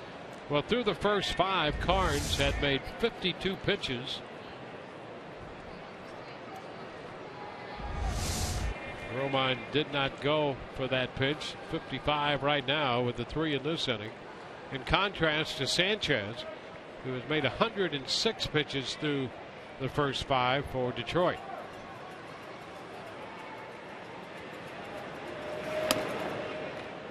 Count is 2-2. Rays got a run in the 5th when Forsythe drove in to Jesus, and then that inning ended on the strikeout of Steven Souza Jr. It's fouled. His backswing got Alex Avila, the Tigers catcher, and significant in that Avila has had some concussion issues over the past couple of years and appeared to be all right thanks to that helmet. Right back off the glove of Carnes, barehanded by Beckham. Got him! Beckham with a barehanded pickup and the throw to first to Loney to complete the out of Romine. Well, that ball coming right back at Nathan Carnes didn't have quite the steam on it that Nathan thought. And you can understand anything, you're going to jump up there quick, but that ball kind of knuckled away from him. But look at Beckham come swooping in from out of nowhere. Bare hand, good throw.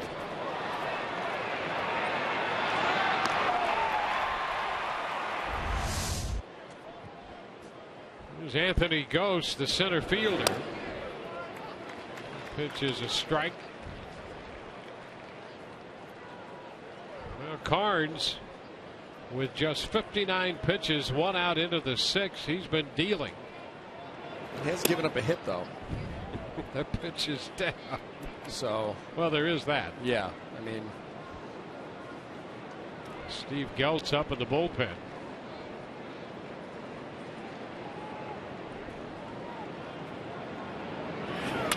Ground ball right back to him. Got hit with a curveball on a comebacker. 2 outs in the 6th. So Carnes has gone through the lineup twice, and now he'll face Ian Kinsler. Kinsler 0 for 2.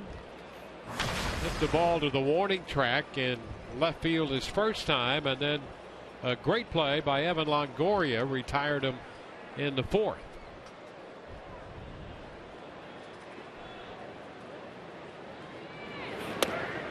First pitch he takes for a strike.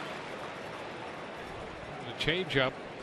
Carnes, all 3 pitches have been good tonight. Hot shot, foul. And toward the bullpen, Al Albuquerque has been busy down there the last inning or so. Just enough room on the back of that jersey. About that.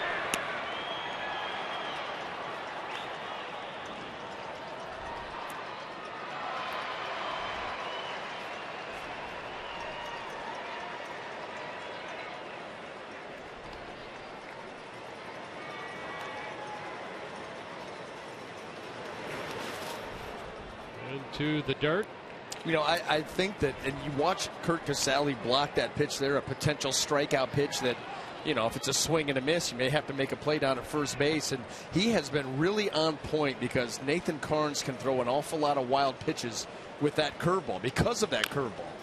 But Casali has really, you can see the way he's dropping down. He's anticipating that ball in the dirt and making all the right moves to smother those pitches. Yeah, that's a nice job by him. 12 wild pitches by Carnes this year. If you're a young catcher, which Casali qualifies, he's got some power as we've seen, but how great it is to be on a club with a guy like Rene Rivera, who's perfect at blocking pitches. High fly ball.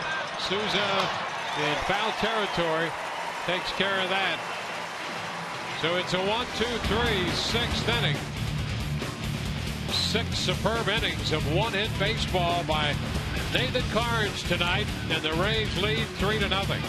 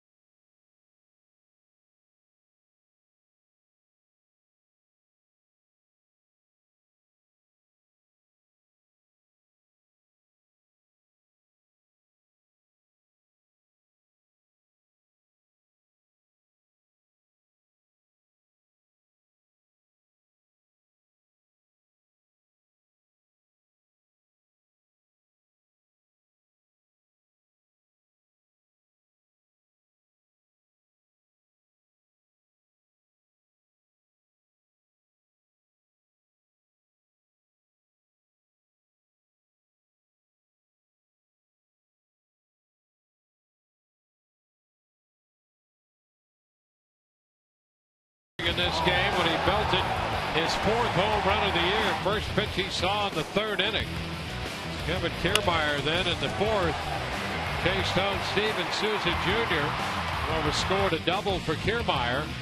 And Nathan Carnes pretty much has taken care of the rest. He has a 3-run lead, and through 6 innings he's given up only 1 hit and has faced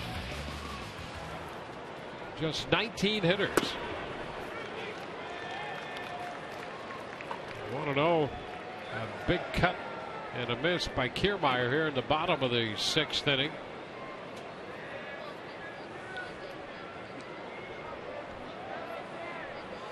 Kiermaier 1 for 2. Anibal Sanchez on the hill for Detroit.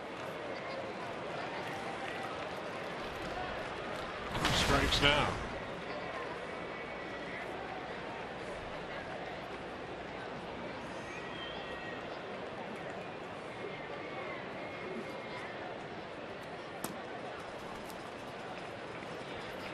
A ball, 2 strikes.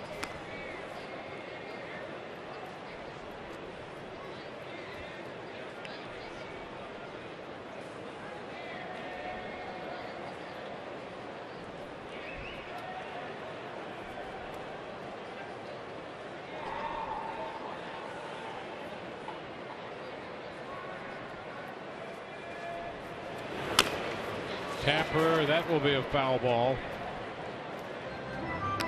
Tim Beckham on deck. Well, one thing that Anibal Sanchez has given this Detroit Tiger team almost all season long is depth. Pitching deep into ball games. Here he is in the bottom of the 6th. May not be able to get through this one. We'll see. Well, he was 9th in the league in innings pitched coming into this game. Working to the leadoff hitter in the 6th inning.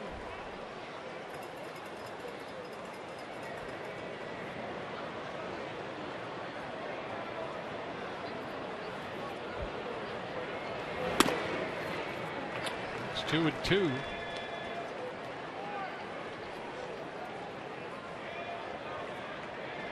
In 10 straight outings, he's pitched into the 7th inning for the Tigers. And he strikes out Kiermaier on the breaking ball. Might have been an off speed, might have been a changeup. It had some nice movement to it. It's the first out in the 6th. Kids can bring Raymond home with them Sunday, August 9th. They can also take him home with them when the Rays play the Mets. Kids 14 and under receive a Raymond soap dispenser presented by Adventica while supplies last. For tickets, call 888-FAN-RAYS or visit RaysBaseball.com. Rays up. And a pitching change coming. 3-0 Tampa Bay.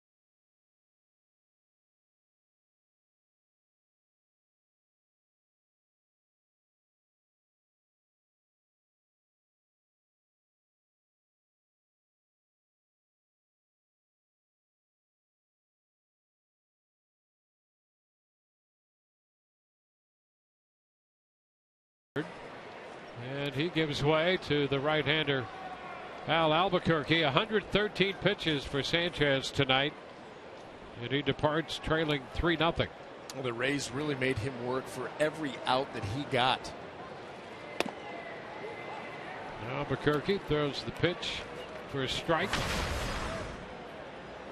Again, 8 hits, 3 runs, a couple of walks, 6 strikeouts. Gave up a home run to a wild pitch. Sanchez finished after 5 1/3.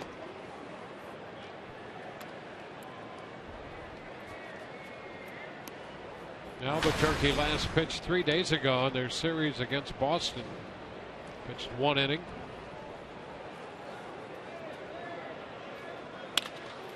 That's a fair ball. Up the left field line beyond the bullpen. Beckham's headed for second, picking up his 6th double this year.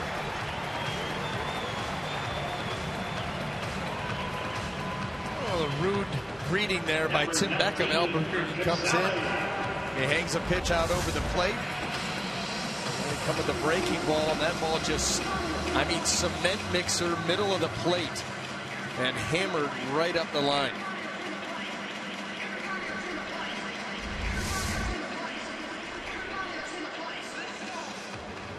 Well, that's a big pitch for Albuquerque. He's very heavy with the slider. He'll throw about twice as many sliders as he does fastballs. Here's Kurt Casale. Ball 1. Left-hander Ian Kroll is up in the bullpen. He was up earlier.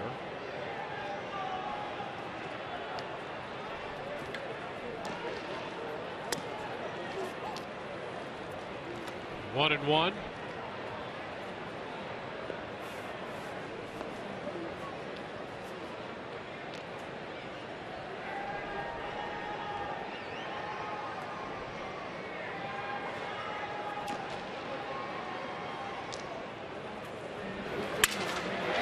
It's a broken bat, base hit into left.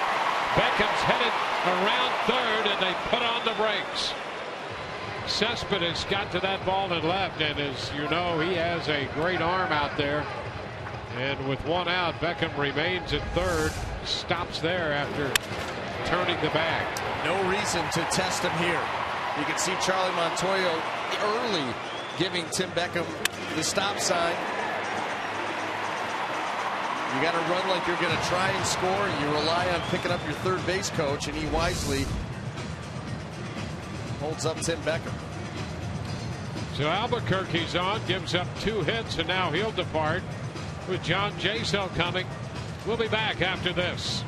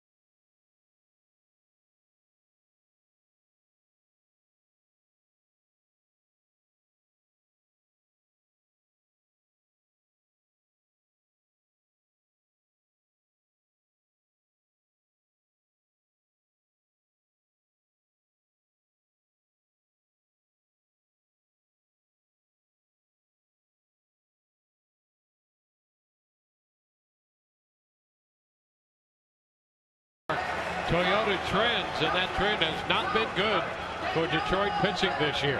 You'd like to ask where it starts, but it's all bad. It starts off bad, it ends poorly, all across the board, and this is what really has kept this team from achieving its goals thus far.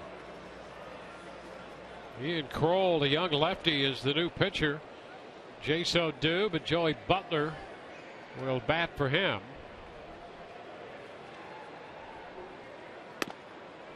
Pitch is outside. Kroll was part of the deal with Washington involving Doug Fister. And he's the only man left in that deal that Tigers got from Washington. 1-1.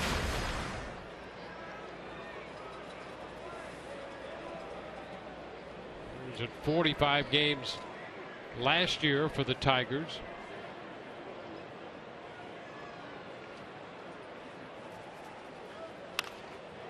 Butler fouls it away. Rays trying to add to the lead.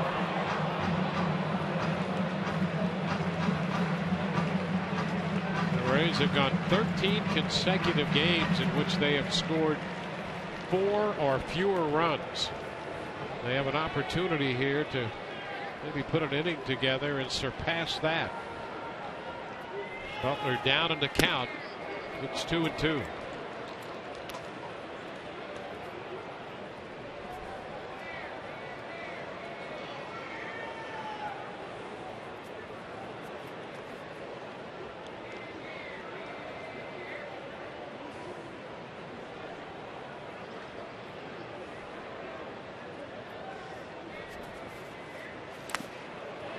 Butler missed that one. He's out on strikes. Well, that's exactly what Ian Kroll needed. What the Rays were trying to avoid, the strikeout in that situation. You know what else that would do, Dwayne? You're able to pick up another run or two. It might allow the Rays, the way that they use their starting pitchers and the way that they go to the bullpen. Tighter games, you're going to go to the bullpen earlier. But as well as Nathan Carnes has thrown, and as efficient as he's been, give him an opportunity to go out there for a couple and maybe even finish this game for himself. Yeah, he's made only 66 pitches tonight. He's been so sharp, allowing only 1 hit. That was to Victor Martinez. Brandon Guyer. David DeJesus had been on deck, and with the strikeout of Butler, Guyer comes on to hit for DeJesus.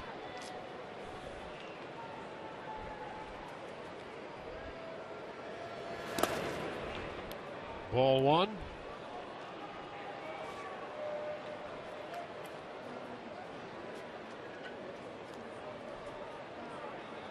Alex Wilson is up now in the bullpen for Detroit.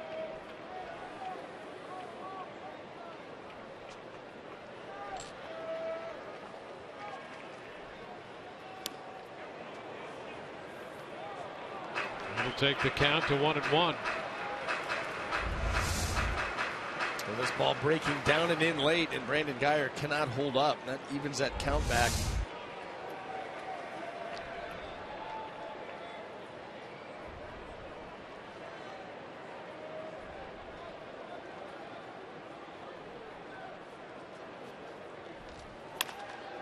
Fly ball toward the line and right. Martinez on the move is there. And the Rays are out in the 6th. 2 hits, they do not score, leading to 3-0 Tampa Bay. Fans, it's time for Crown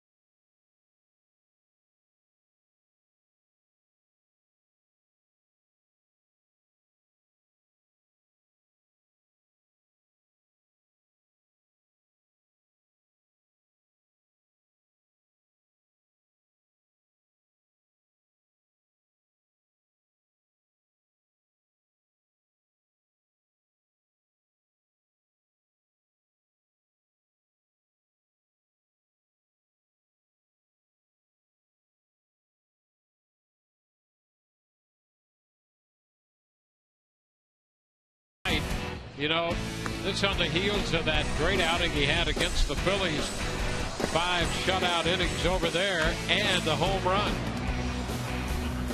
A nice way to follow it up. I mean, you can't do much better than that.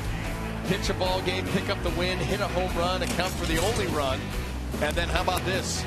He follows that up. This Detroit Tiger team swinging the bats very well here in the month of July. And they've had nothing tonight. In fact, that home run, Dwayne, or that base hit that you mentioned that Victor Martinez has, the only hit the Tigers have, that was in a 3-0 count. And he's just trying to throw a strike. He gives up a single. That's been it. Jake Elmore has entered the game and will play left with Geyer moving over to play center. Kiermaier's out of the game, and we noticed there was something involving his eye. First pitch here, Cespedes hits it a mile, and it is out of here. That makes it 3-1. Boy, Cespedes got an off-speed pitch, and he hammered that one. Home run number 16. Well, the ball really will jump off of Cespedes' bat. He's got a big arm, an explosive bat. And this is a no-doubter.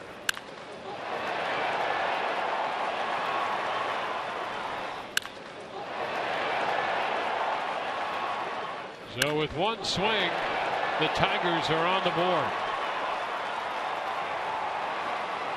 And a scramble out there first to get out of the way of that missile. 105.4 off the bat.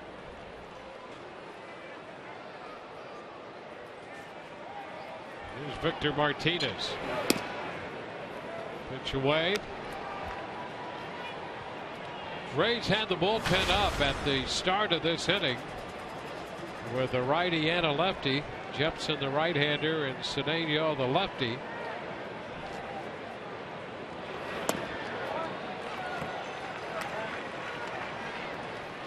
There they are in the Rays bullpen up the right field side. 1-1 to count. Victor Martinez, the DH.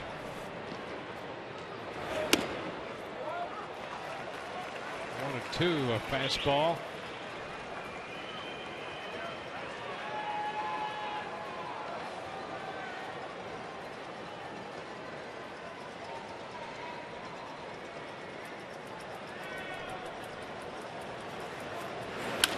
Oh, he takes this one the other way.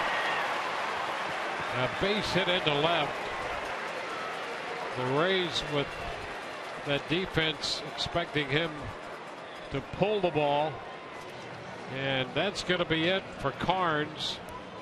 Kevin Cash will come out to make the pitching change.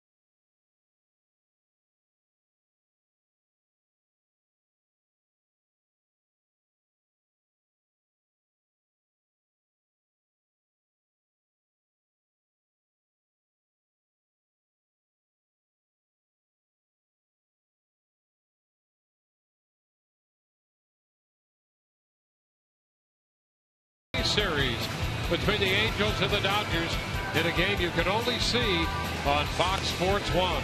Coverage begins at 3:30 p.m. Eastern on Fox Sports 1 and streaming live on Fox Sports Go.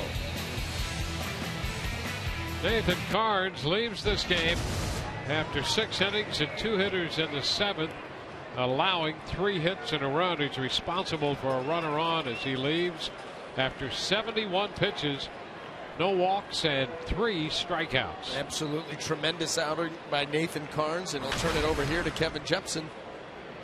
Jepsen on to face J.D. Martinez. First pitch is a strike. 1 on with nobody out.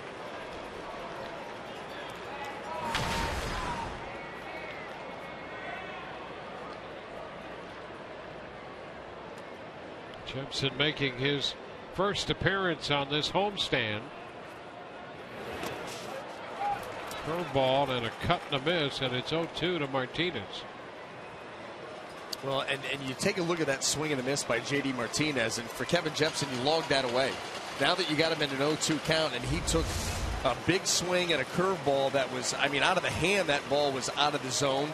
You can see how far in front it bounces off Kurt Casale. So you know you've got a guy up here that will expand the strike zone. You don't need to really come that close to the plate here the next couple of pitches. And a ground ball to short. Beckham to Forsythe. Over to first. Safe there. Maloney pleading his case already to Mike Estabrook. So a safe call at first as the Rays trying to get the double play off the broken bat ground ball. And that was the thing, the broken bat ground ball. It didn't get there in a timely fashion, so the Rays trying to hurry to get it turned, but it certainly looked like J.D. Martinez was able to get that right foot to the bag in time. It is close, ball not in, back. Yeah, that's going to leave that one alone. So Martinez, the lead runner, out at second. J.D. Martinez now on at first. Nick Castellanos, the third baseman, is the hitter.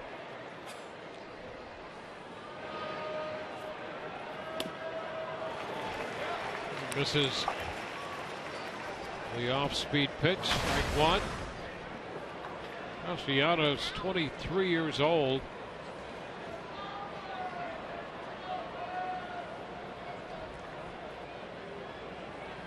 He struggled early this year and has hit better lately. Nice cover up there by Casale. A curveball down, and Casale blocked it. You think about these two pitchers between Carnes and Jepsen and the curveballs that they feature. They are hard curveballs. They are.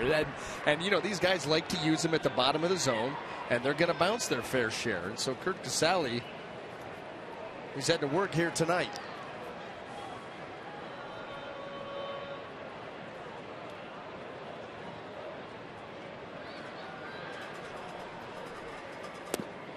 That's nice right there. Swing and a miss. 1 and 2. I don't know if I'd throw him anything else. I hear what you're saying. Yeah, I mean, the swings from Castellanos have said not recognizing the pitch.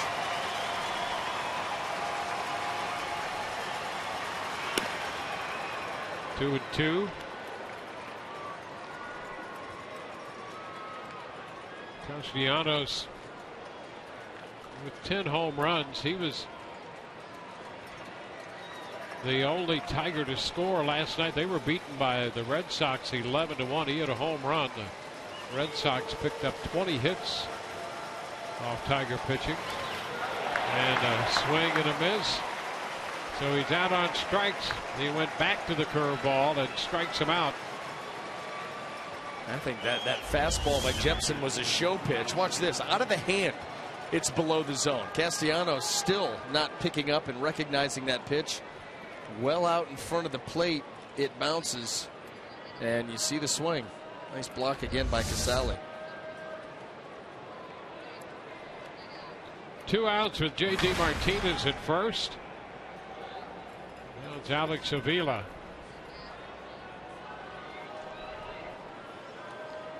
Avila out pitcher first and out swinging in the 5th. 1-0.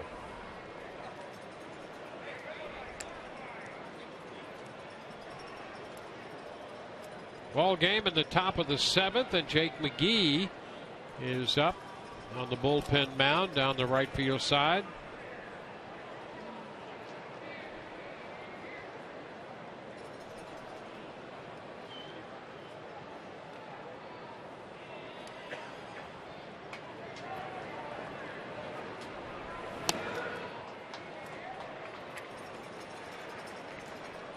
Two and 0.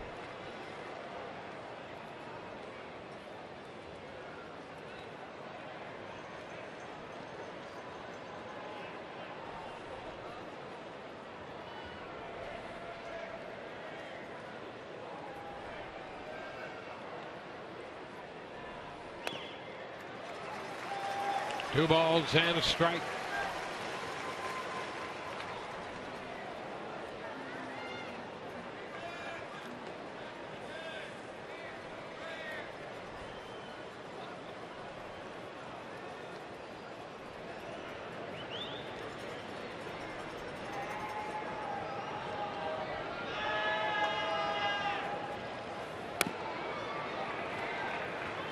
Three and 1, low with the fastball.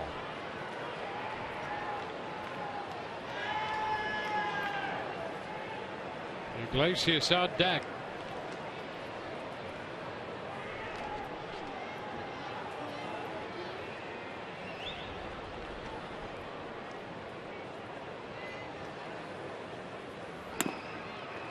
That's low.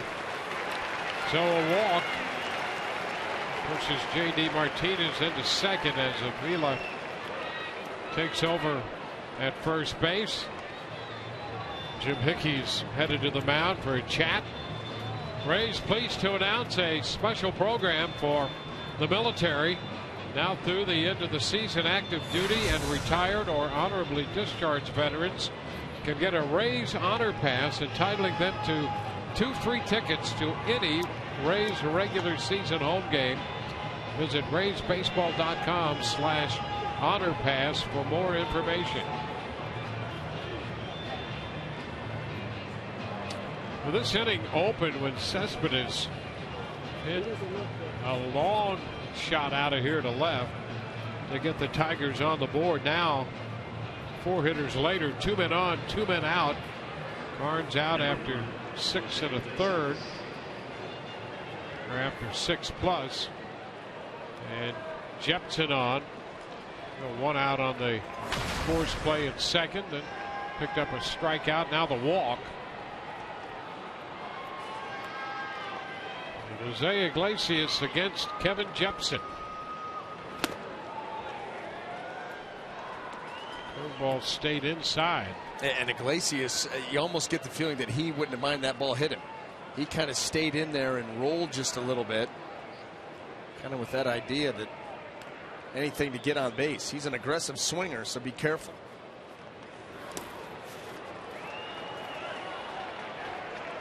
Jepson falls behind him 2-0.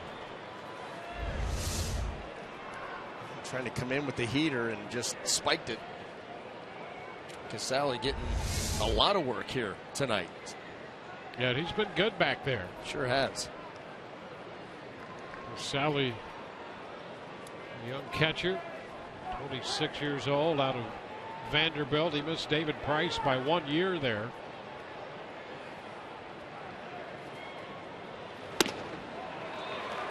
Jepson misses high. It's 3-0.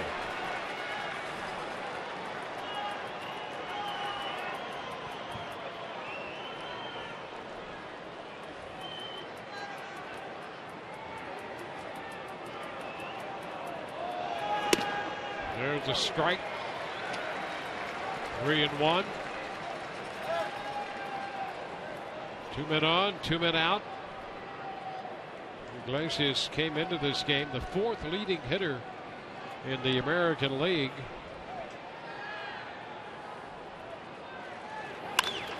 Swings and sends a fly ball into left.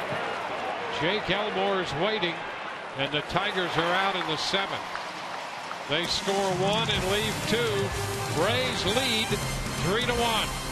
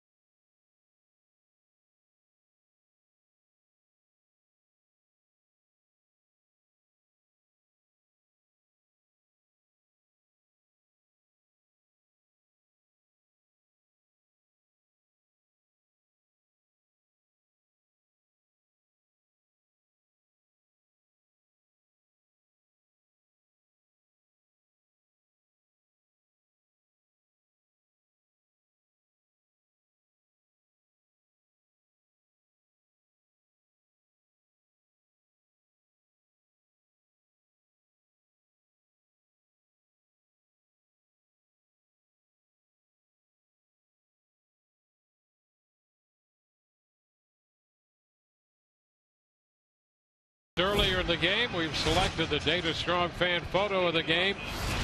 Tweet your strongest fan photo to hashtag #SSDataStrongFan for a chance to be featured in an upcoming broadcast. Brought to you by T-Mobile.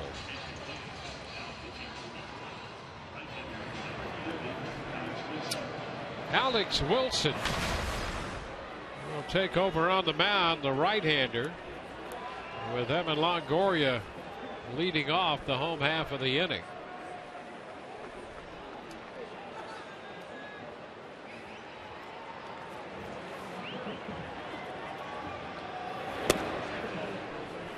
Evan takes the first pitch outside. It's 1-0.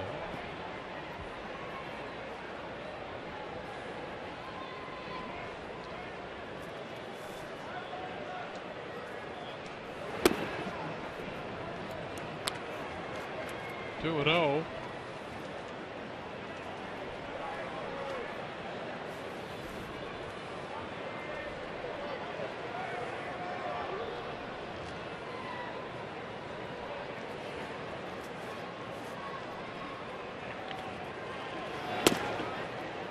Strike on the corner. 2-1. So Nathan Carnes, 6 innings plus of 1-run, 3-hit baseball.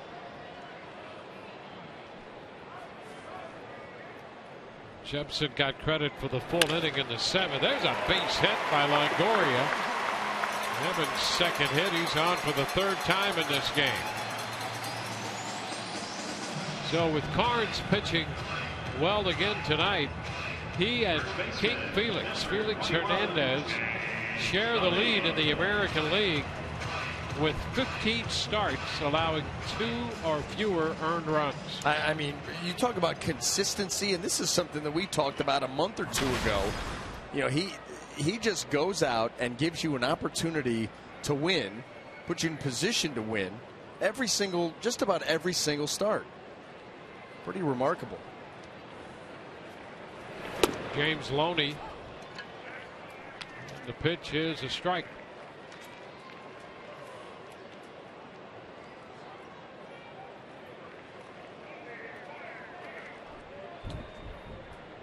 Oh, 1 the count with a runner on.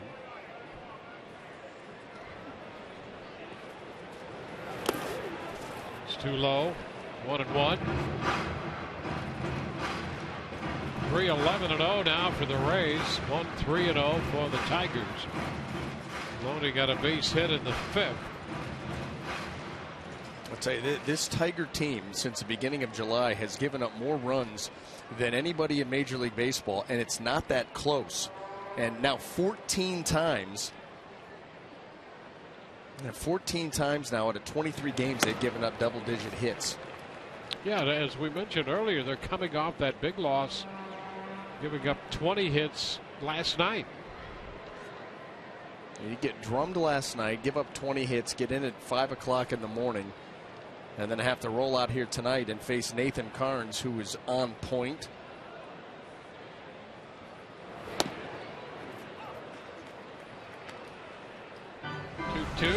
Well, look at this company now for Nathan Carnes. We mentioned Felix Hernandez, and Carnes now share the lead. But Archer and Sonny Gray, Chris Sale, 14 of those outings. Pretty heady company.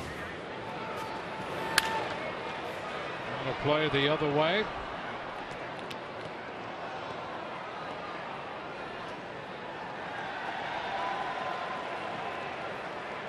Alex Wilson was with the Red Sox. He came up through their system and got into a few games over the last couple of years with them.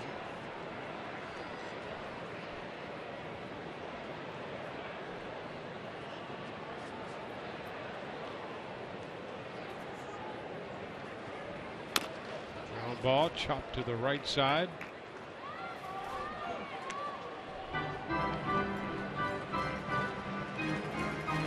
Count still 2-2.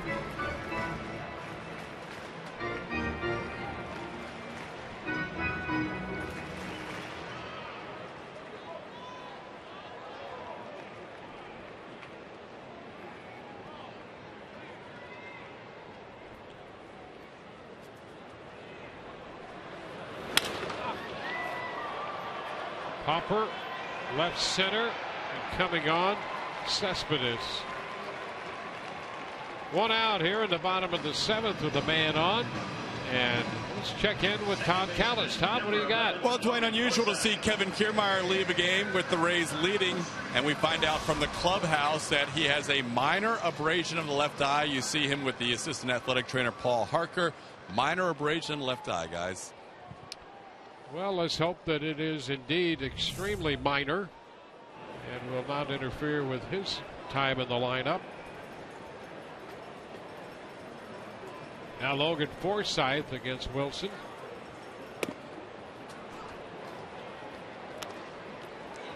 Strike the count.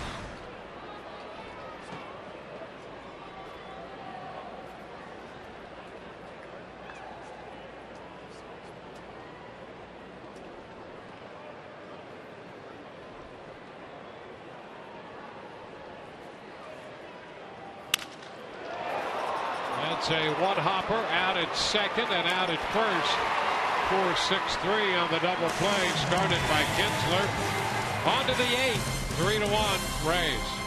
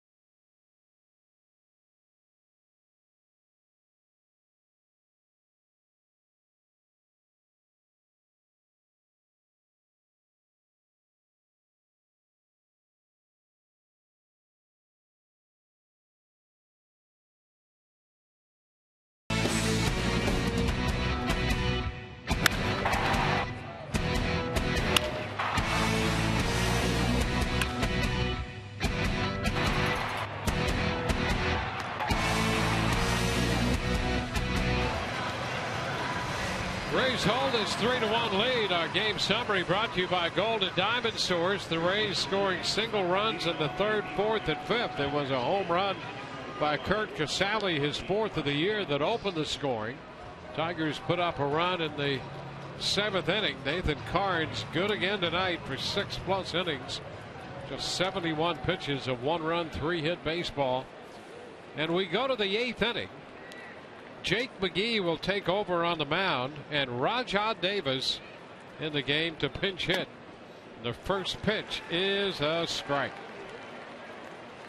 Romine was 0 for 2, and now Davis leads off against Jake McGee. How about those numbers? That opponent's average, the strikeouts to innings pitched. The ball is fouled out of play, and the bat leaves his hands and goes to the backstop.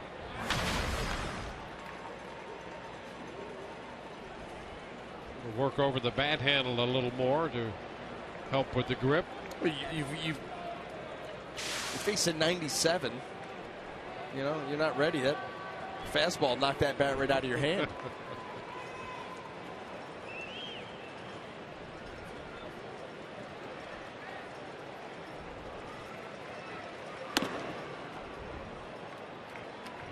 Ball, 2 strikes. Rondon up in the bullpen.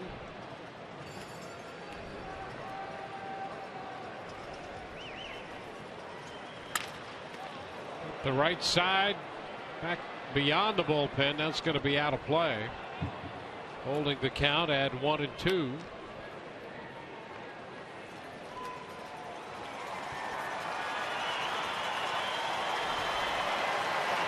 Marte is on deck.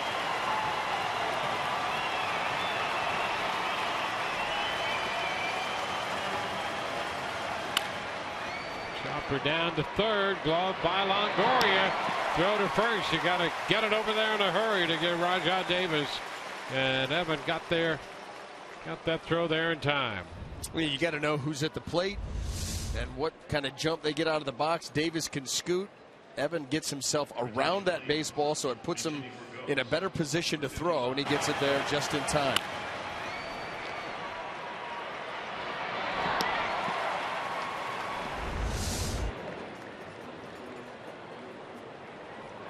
So Marte will pinch hit. Batting for Ghosts, and the fastball is fouled right back.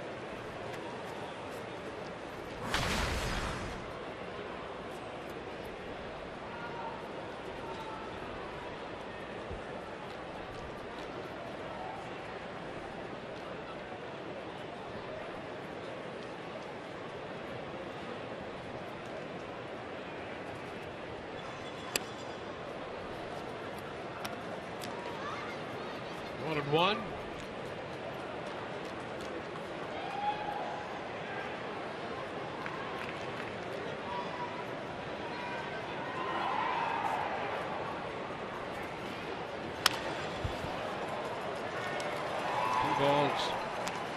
One ball and 2 strikes now.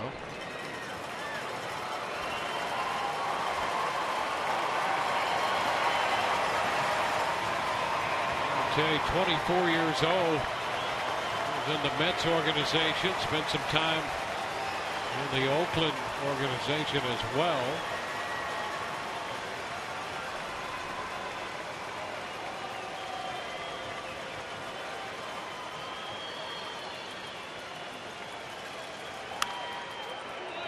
Another foul ball headed for the seats.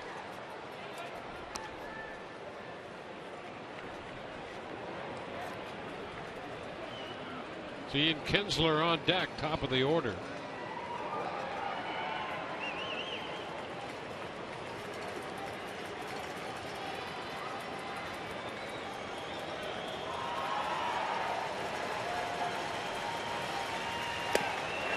And he's out on strikes. Couldn't get the fastball. 96 right there. 2 gone. Follow the Rays all season with MLB.com at bat, the #1 app for live baseball. at bat is up to the moment with in-game highlights, live look-ins, replay reviews, StatCast, and more. Get MLB.com at bat for your smartphone or tablet. Ian Kinsler steps in for the 4th time tonight. And this will be an interesting matchup because we know that Ian Kinsler is a fastball hunter, very good fastball hitter. And Jake McGee is going to give him a steady die to that pitch.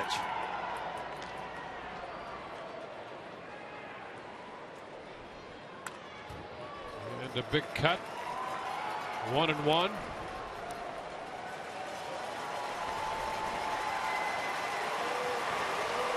Trying to stay on the outer half. Kinsler, good power, but most of that power is middle of the plate in.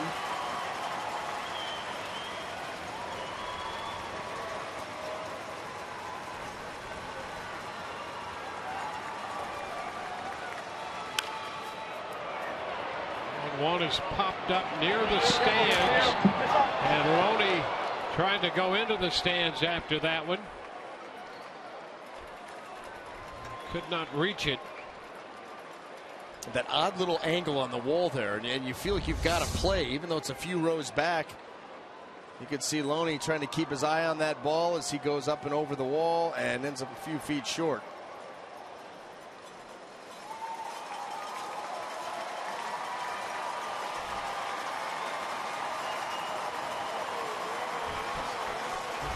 One ball, 2 strikes. Line drive, and that's going to be foul down toward the bullpen. Yeah, you got to be careful coming with that fastball in there because Kinsler can be quick with the trigger. A little bit too quick on that one, and that's not often said with McGee on the mound, and that fastball, that one at 98, 99 miles an hour. Well, that shows you how much Kinsler's hunting the fastball. Oh, what? Listen, if he threw a curveball right now, probably strain something. 95 is fouled back. Well, we've seen Jake McGee do that a little bit more. You know, start to sprinkle in that curveball. In fact, he threw one to Marte early in that at bat.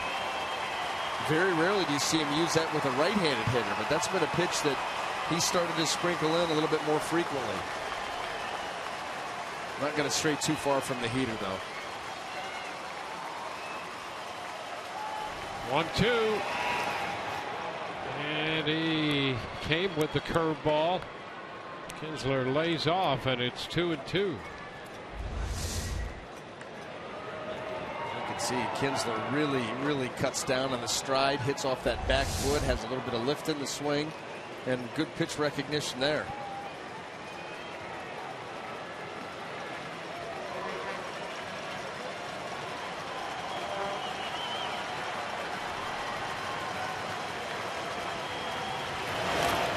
Now we'll go to 3-2.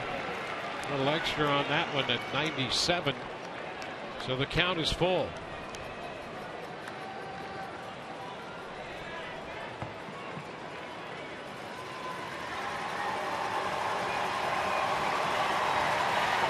Cespedes is on deck. He's accounted for the only Detroit run with the 7th inning home run.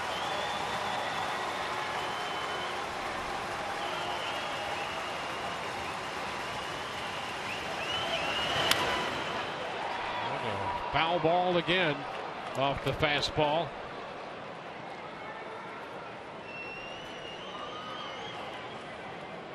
Rays and the Tigers beginning their 3-game series here tonight. Atlanta's hitting. Well, now they're out in the top of the ninth, so the Orioles are coming in to hit in the bottom of the ninth. Tied with the Braves 1-1. White Sox and the Red Sox tied 7-7 in the bottom of the 6th at Boston. Ground ball, there's a base hit. Into left. So Kinsler singles off a fastball at 96. Well, we said it would be an interesting matchup, and it lived up to the hype. Good fastball hitter, one of the best fastballs in the game.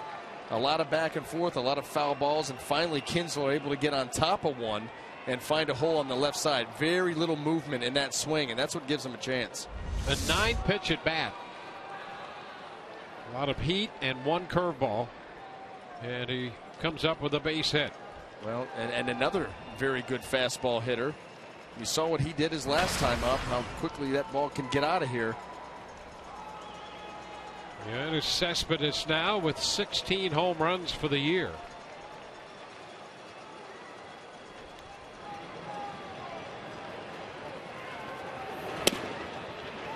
Pitch is a strike. The first pitch of the 7th inning out. And it didn't take any time at all for that one to get out of here.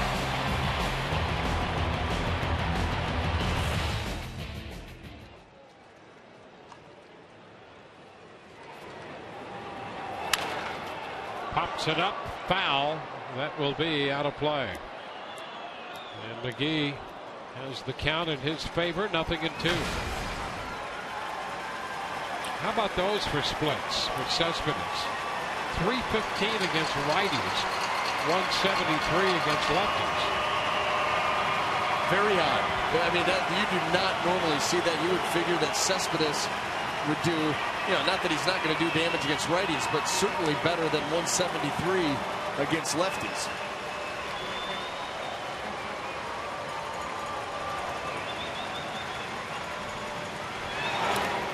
All the way to the backstop wide, and down to second base goes Kinsler. The fastball, 97. Well, there's expanding the zone, and then there's getting a little crazy. They're trying to go off the plate away, and Kurt Casale, he throws it so hard he just can't even get the glove there in time. Yeah, Casale ran out of arm. Too fast.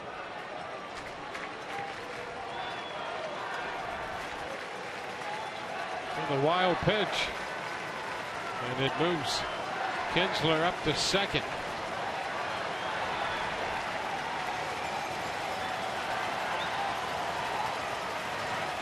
One, two, up and away. Now 2 balls, 2 strikes.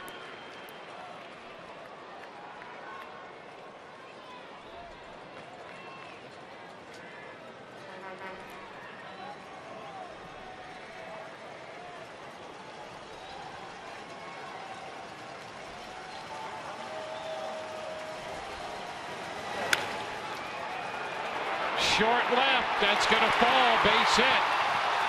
Run's going to score. That makes it 3-2. So the wild pitch hurts the Rays on the soft single into left. Beckham couldn't get out there, and Elmore couldn't come in quickly enough. Well, Jake McGee, who had not given up a run since the end of May, comes in. Cespedes is strong enough that even though he gets jammed, he flutters this ball out there into left field, and it's just in no man's land. And the wild pitch, you're right, that allowed Kinsler to get to second base. Plays a big hand in that run. So the Tigers, with 2 outs, score a run of Jake McGee.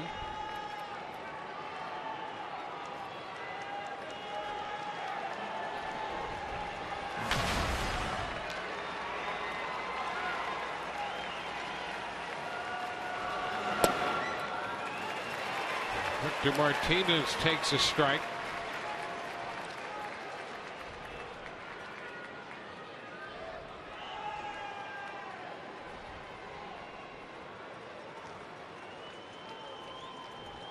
Victor Martinez 2 for 3. You see Boxberger stirring in the bullpen. This one is down.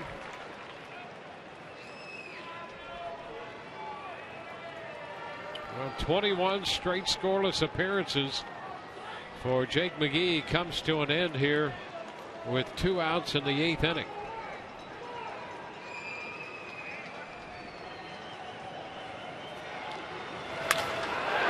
Down the left side, that's foul. Takes the count to 1-2. Boy, Victor Martinez getting the head out. But very rarely do you see anybody out in front of McGee's fastball. We've seen a couple here already in this inning, but this is a good fastball hitting Detroit Tiger lineup.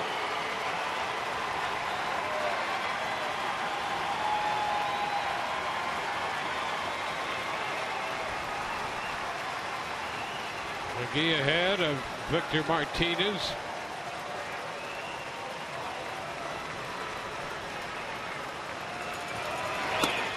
Martinez came into this series with a lifetime average against the Rays of .361.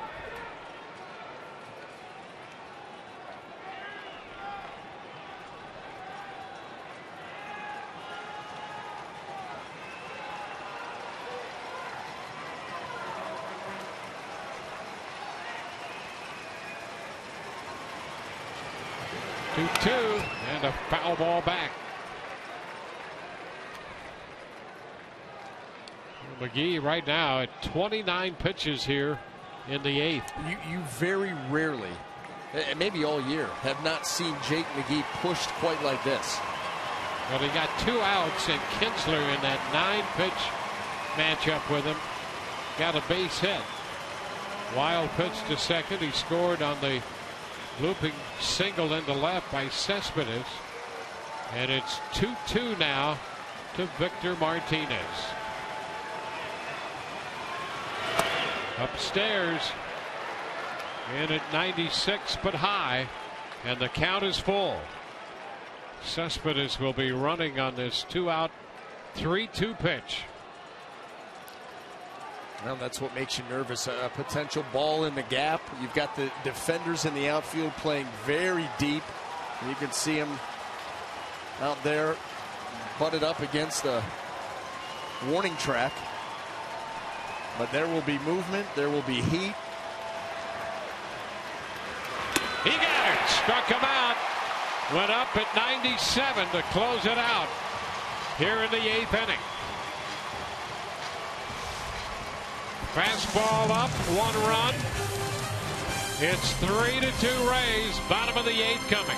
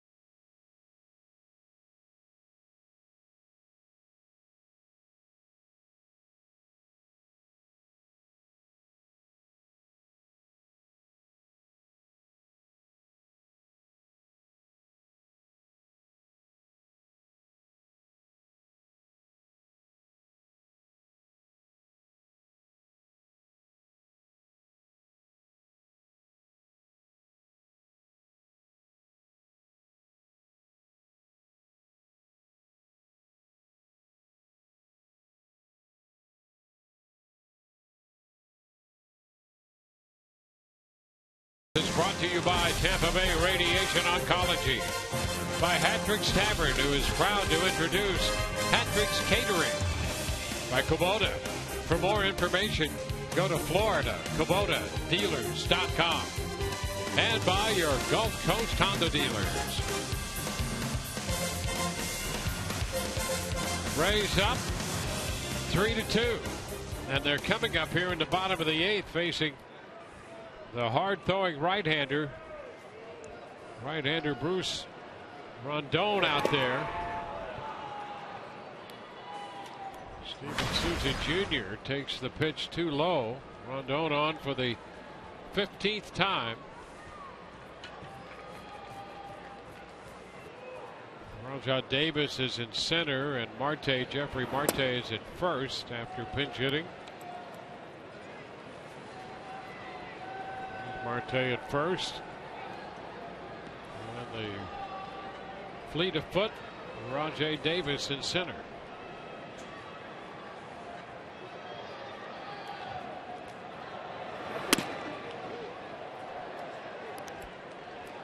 .3-0 the count. Steven Souza Jr. has been handed a gift here by Rondon. Come right out, 3 straight balls, got an opportunity to get a leadoff base runner with a walk, a hit. Good count to swing in.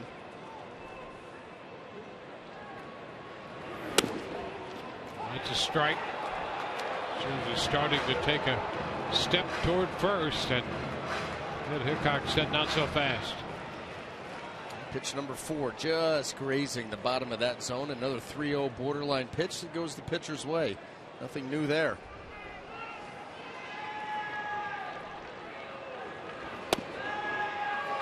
And now a slider on 3-1 for a strike. Yeah, you throw that wrinkle in there and introduce that in a 3-1 count. And now Souza Jr. not only has to cover the fastball approaching triple digits, but now that slider. Not really sure what he'll do here. Ball 4 came back with that slider. Missed low, and the Rays have a base runner to lead off the bottom of the 8th inning, and we'll check in with Emily. Dwayne, some good news for the Rays pitching staff. Drew Smyly was back on the mound last night. He made his first rehab start in Durham, and this is how he did. He gave up 4 earned runs over 2.1 innings pitched. He threw a total of 51 pitches. Despite what this line looks like, Smyly said he's very encouraged about the rehab start. He was throwing in the 90s.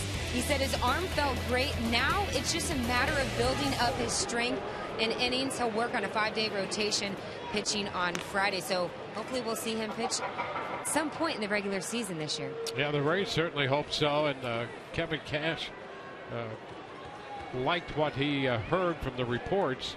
So we'll see. There's Drew in the dugout. Jake Elmore puts down a bunt. Rondon will take it to first. And up to second base goes Souza Jr. Jake Elmore, this is some of the stuff that the Rays have worked on. Every run means something. Obviously, you're in a tight ball game. You're up by 1. You'd like some breathing room. Leadoff man aboard, Jake Elmore. Nice job of getting that bunt down, forcing the out at first base. Fundamental baseball. Now you got 2 cracks with the runner in scoring position. Souza with speed out there. Tim Beckham, who doubled in the 6th inning, giving him 1 for 3. We'll try to give the Rays an additional run here.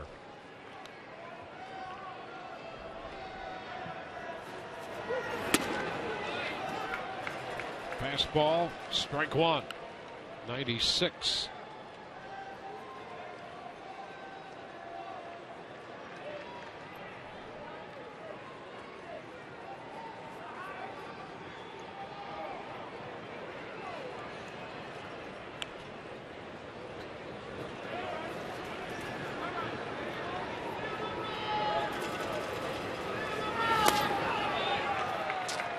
He follows up the fastball with that slider and gets Beckham to chase. Well, everything that comes out of Rondon's hand from the mound, the thinking, the decision making, all has to be done very quickly. Big time fastball, hard slider.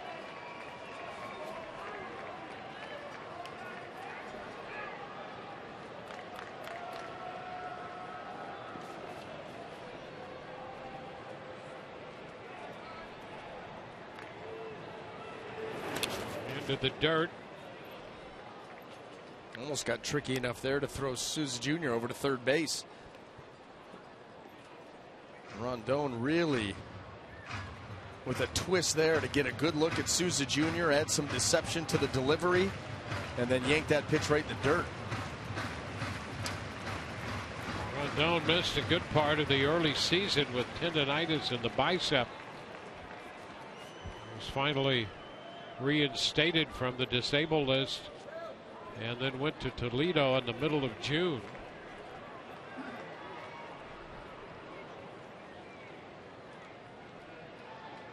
He's been back with the Tigers since the 25th of June.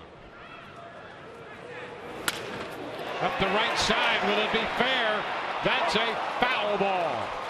Couple of feet foul down toward the bullpen. Well, that's exactly what the Rays need, only fair. Well, you know, this is a Tim Beckham again with 2 strikes. Watch him shorten the swing.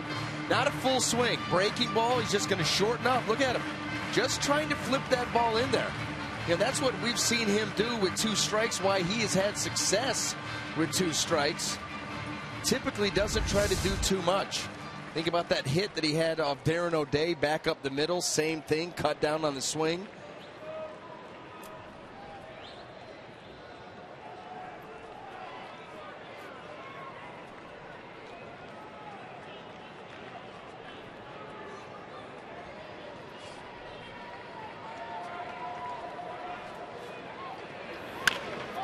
That's a foul ball.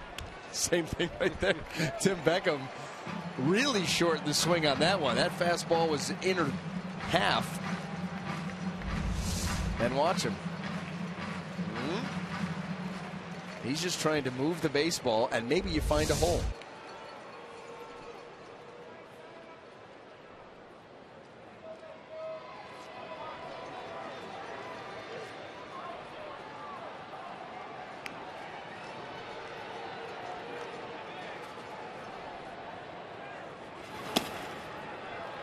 It's 2-2.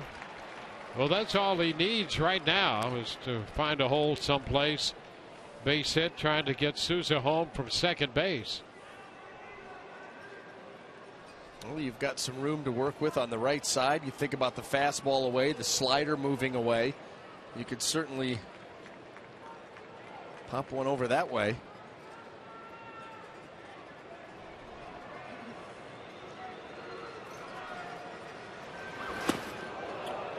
The slider stayed up. Full count.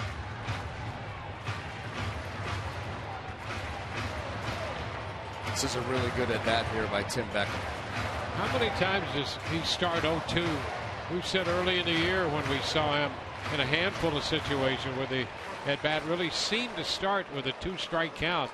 That's what's happened this time.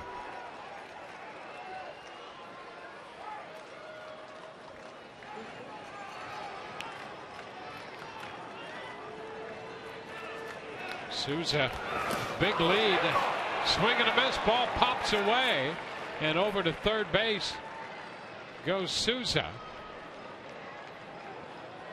So the Rays get a man at third. Beckham strikes out on the slider. Just too enticing. He's just going out there and trying again to make contact. This ball in the dirt. Gets away. Souza Jr. 90 feet. Now 90 feet from scoring. Here's Kurt Casale again. He's 2 for 3. Man at third in a 1-run ball game. 2 outs.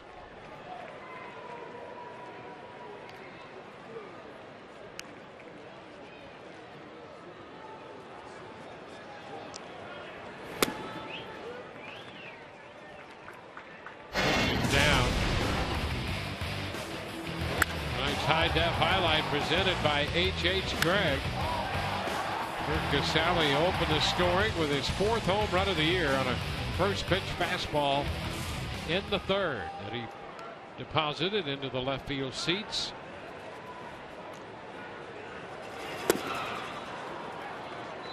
It's a ball low. 1-1. Now 2-0. 2 balls, no strikes. Slider missed.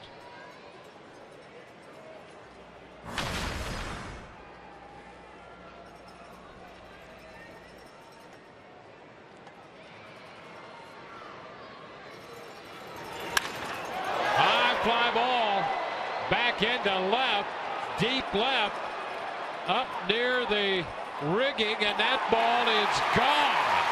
A towering fly ball that got out of here inside the foul pole, and the Rays get another home run from Kurt Casale and 2 more runs to make it 5-2. Well, that gets them over their 4-run hump. And Kurt Casale, boy, that was a towering blast.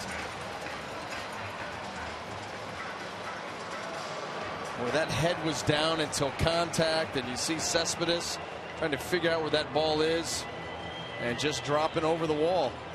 I think that may have hit one of the catwalks, too. That was so high. Well, you kept looking for contact up there. And there's Ausmus out there having a little chat with Paul Nart. Ball up near the rigging and the catwalks. It was a towering drive and got out of here. It dropped on the right side. Maybe it cleared it. Maybe it went up and over the catwalk. All I know is Cespedes couldn't find it. Well, you hit those 2 back catwalks and it's out of here anyway. Yeah, I think it was the what would that have been? The B ring is one it was headed towards. It may have gone up and over top of that guy. I mean, it was way up there. Regardless, it's a homer. Well, that helps the situation a great deal. The Rays lead by 3. Joey Butler fouls the pitch back. So Kurt Casale with a 2-home run night. Kevin Cash wanted to try to get a little more offense from his catcher, and boy, has that worked out tonight.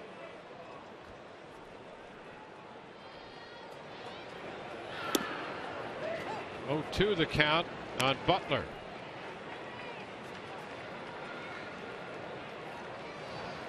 Well, Geltz is up. Boxberger had been up loosening.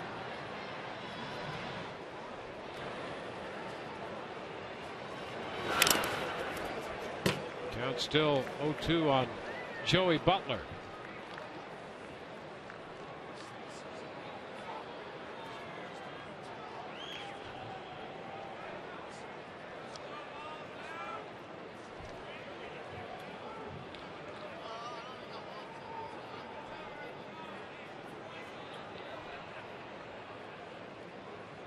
That foul ball got a little bit of the plate umpire Ed Hickox, and they're just checking on him. He appears to be all right.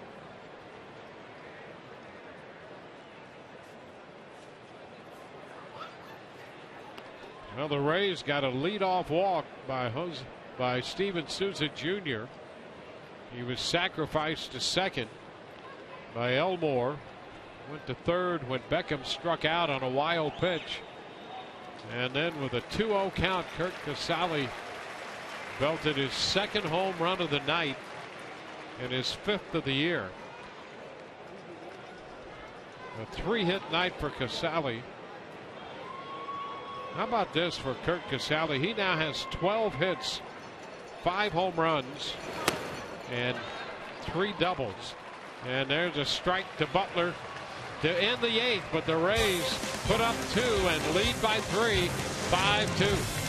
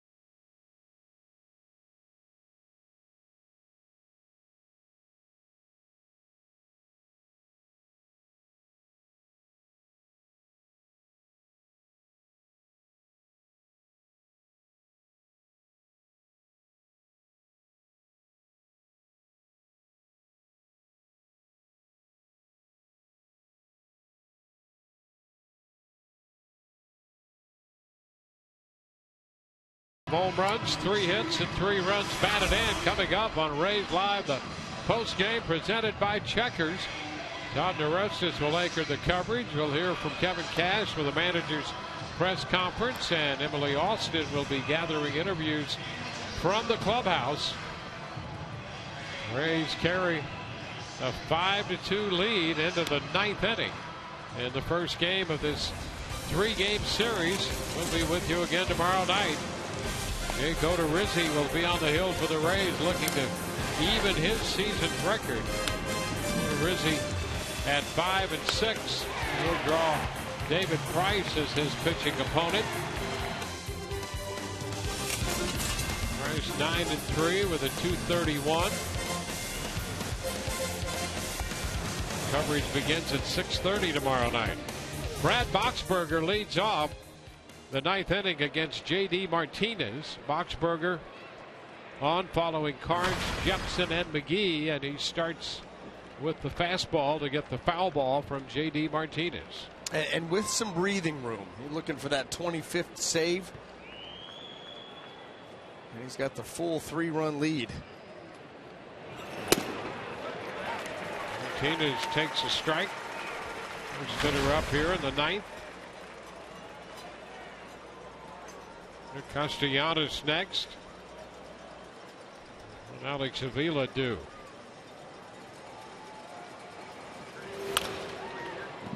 Off the front of the dugout, foul. So Carnes for 6+, Jepson for 1, McGee 1. And now Boxberger working the 9th.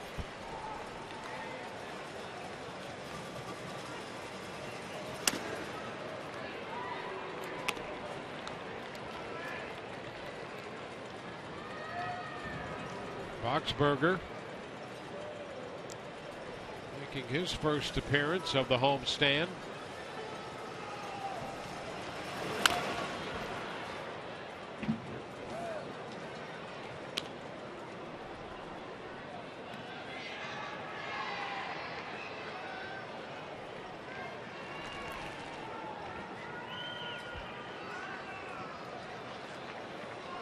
Rays scored single runs in the 3rd, 4th, and 5th innings, 2 in the 8th. There's a cut and a miss. J.D. Martinez missed a mid-90s fastball. Pretty firm right there, mid-90s. Yeah, feeling really froggy with that pitch. Did not see a changeup in that entire sequence to Martinez.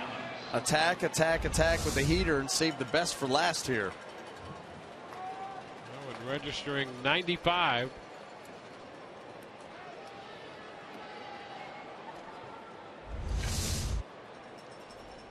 Now it's the 3rd baseman, Nick Castellanos.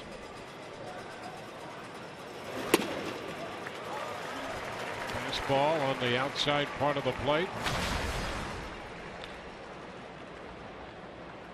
White Sox lead Boston 9-7. Bottom of the 7th at Fenway. In the bottom of the 10th at Baltimore. The Orioles tied with Atlanta 1-1. Now 2 strikes to count to Castellanos. The Yankees have a 6-2 lead in Texas. Rangers coming into bat in the bottom of the 7th inning.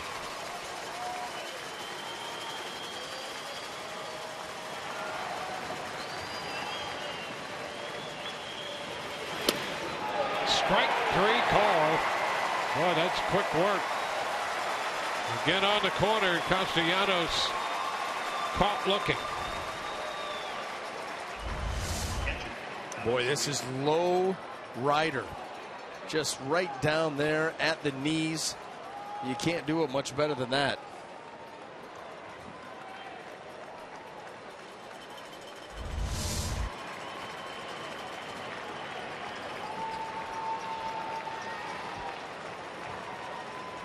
Alex Avila. It's too low, 1-0.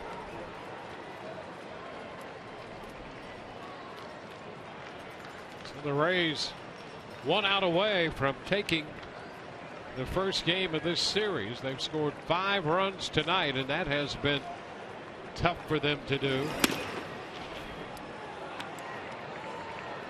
2-0.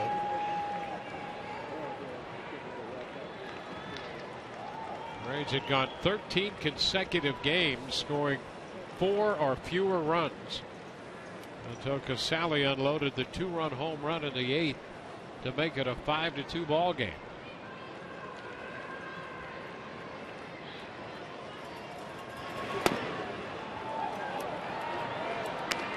Three and 0 to Avila.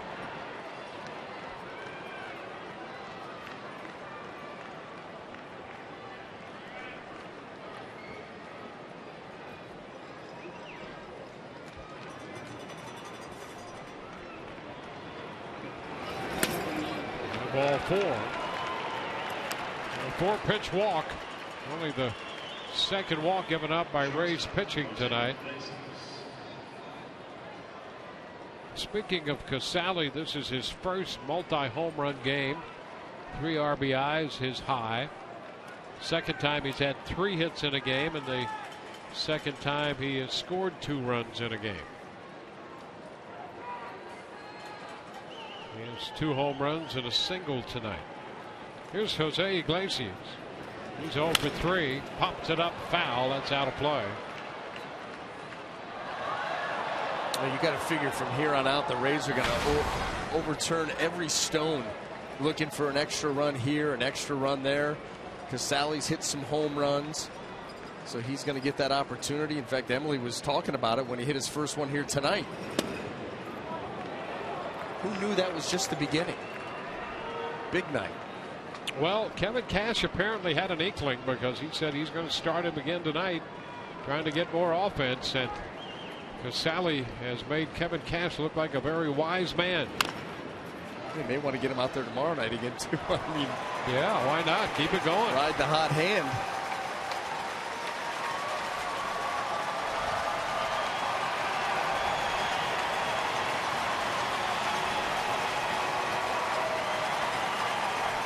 Ball, 2 strikes.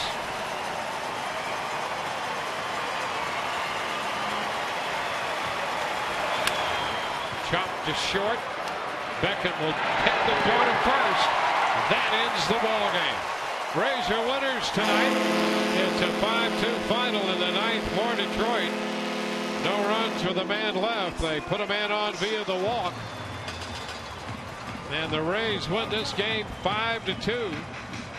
Their 50th win of the year, and they take the first game of this series, and a big night for that young man right there, Kurt Casale, the catcher out of Vanderbilt. A 3-hit night with 2 home runs and 3 runs batted in. For the Rays tonight, 5 runs, 12 hits, no errors, and 8 left. For Detroit, 2 runs, 5 hits, no errors, and 5 men left. And Nathan Carnes, very good tonight, wins his 6th game of the year. He is 6-5. Boxberger is saved. That's number 25 for Brad Boxberger. Sanchez will take the loss.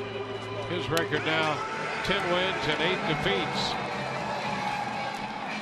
3 hours and 6 minutes to play this game before 13,348. And the Rays score 5 runs for the first time after 13 consecutive games of 4 or fewer runs. They win tonight over the Detroit Tigers, who fall to 48 and 51. So we'll see how all of this plays out in regard to the American League East standings.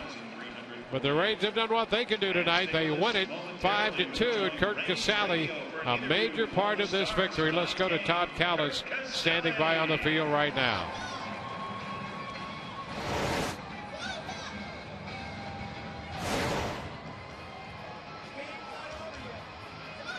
You know, I think we came in with a little bit more aggressive mindset.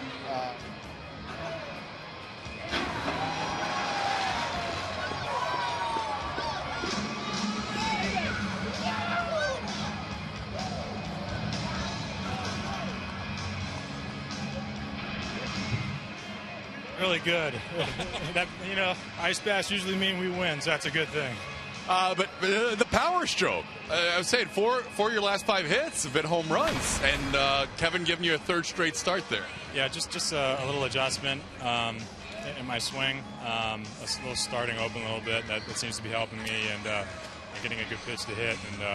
And fortunately, I've been laying off the bad ones more so than not. What does starting open do for your swing? It just forces me to get closed and lean back on my back leg, and that allows me to get through the ball a little bit better and use what God gave me. I was trying to follow your second home run. It looked like it was heading to the B ring. Did anybody see it? I didn't see it, and I just kept running, and I was rounding second base, and I actually looked at one of the umpires and asked him if it was a home run, and he kind of gave me a confused look himself. And he said, "Yeah, I think." So I just continued on my very way. I've never seen one up there. So I saw there was a little discussion even after the inning was over near home plate. Did anybody on the bench, or did after the home run was over, did anybody say they caught a glimpse of it? No. The umpires said they thought it hit between the second or third ring, and I hit the ball hard, and I was kind of just putting my head down and trying to run and see where it went. But honestly, I have no clue, and I guess it landed over too after rattling around a little bit, so that was pretty cool. To get 3 straight starts, you played the day game after the night game, and now back into the night game. Did it give you a little rhythm at the plate? Yeah, for sure. Anytime you can get consistent at bats, it's going to better your results. And Renee's still here. We're still a tandem, so we're going to keep going and hopefully tie together some wins. You caught Nathan Carnes at Durham last year. You caught him a handful of times this year. Was that about as good as he's been? He was awesome tonight. I think in terms of if he put 2 starts together, he was untouchable, except for one pitch, really, and just kind of trickled over the middle of the plate, and you can't do that to Cespedes. But I'm proud of him. He's definitely has taken his role in stride and really worked hard to get where he's at. Did you guys get in a rhythm where he was getting the sign and going? It seemed like he was really working. Yeah, I think as soon as he realizes that he's going to dot up most of his pitches, he's not going to shake a whole lot, and he's going to trust me and go with the flow, and unfortunately it worked for him tonight. Congrats on the big night, Kurt. Thanks. All right, guys, back to you. All right, thank you very much, Todd. The Rays win this one. It's a 5-2 final. The Rays have taken the first game of the series. We'll be with you tomorrow for Game 2. Our coverage begins at 6:30. Jake Odorizzi goes to the Hill against David Price. Now for Brian Anderson, Todd Callis, and the rest of our crew, this is Dwayne Statz. Great to have you with us. Hope you've enjoyed the telecast. We'll see you on Rays Live, the postgame, presented by Checkers.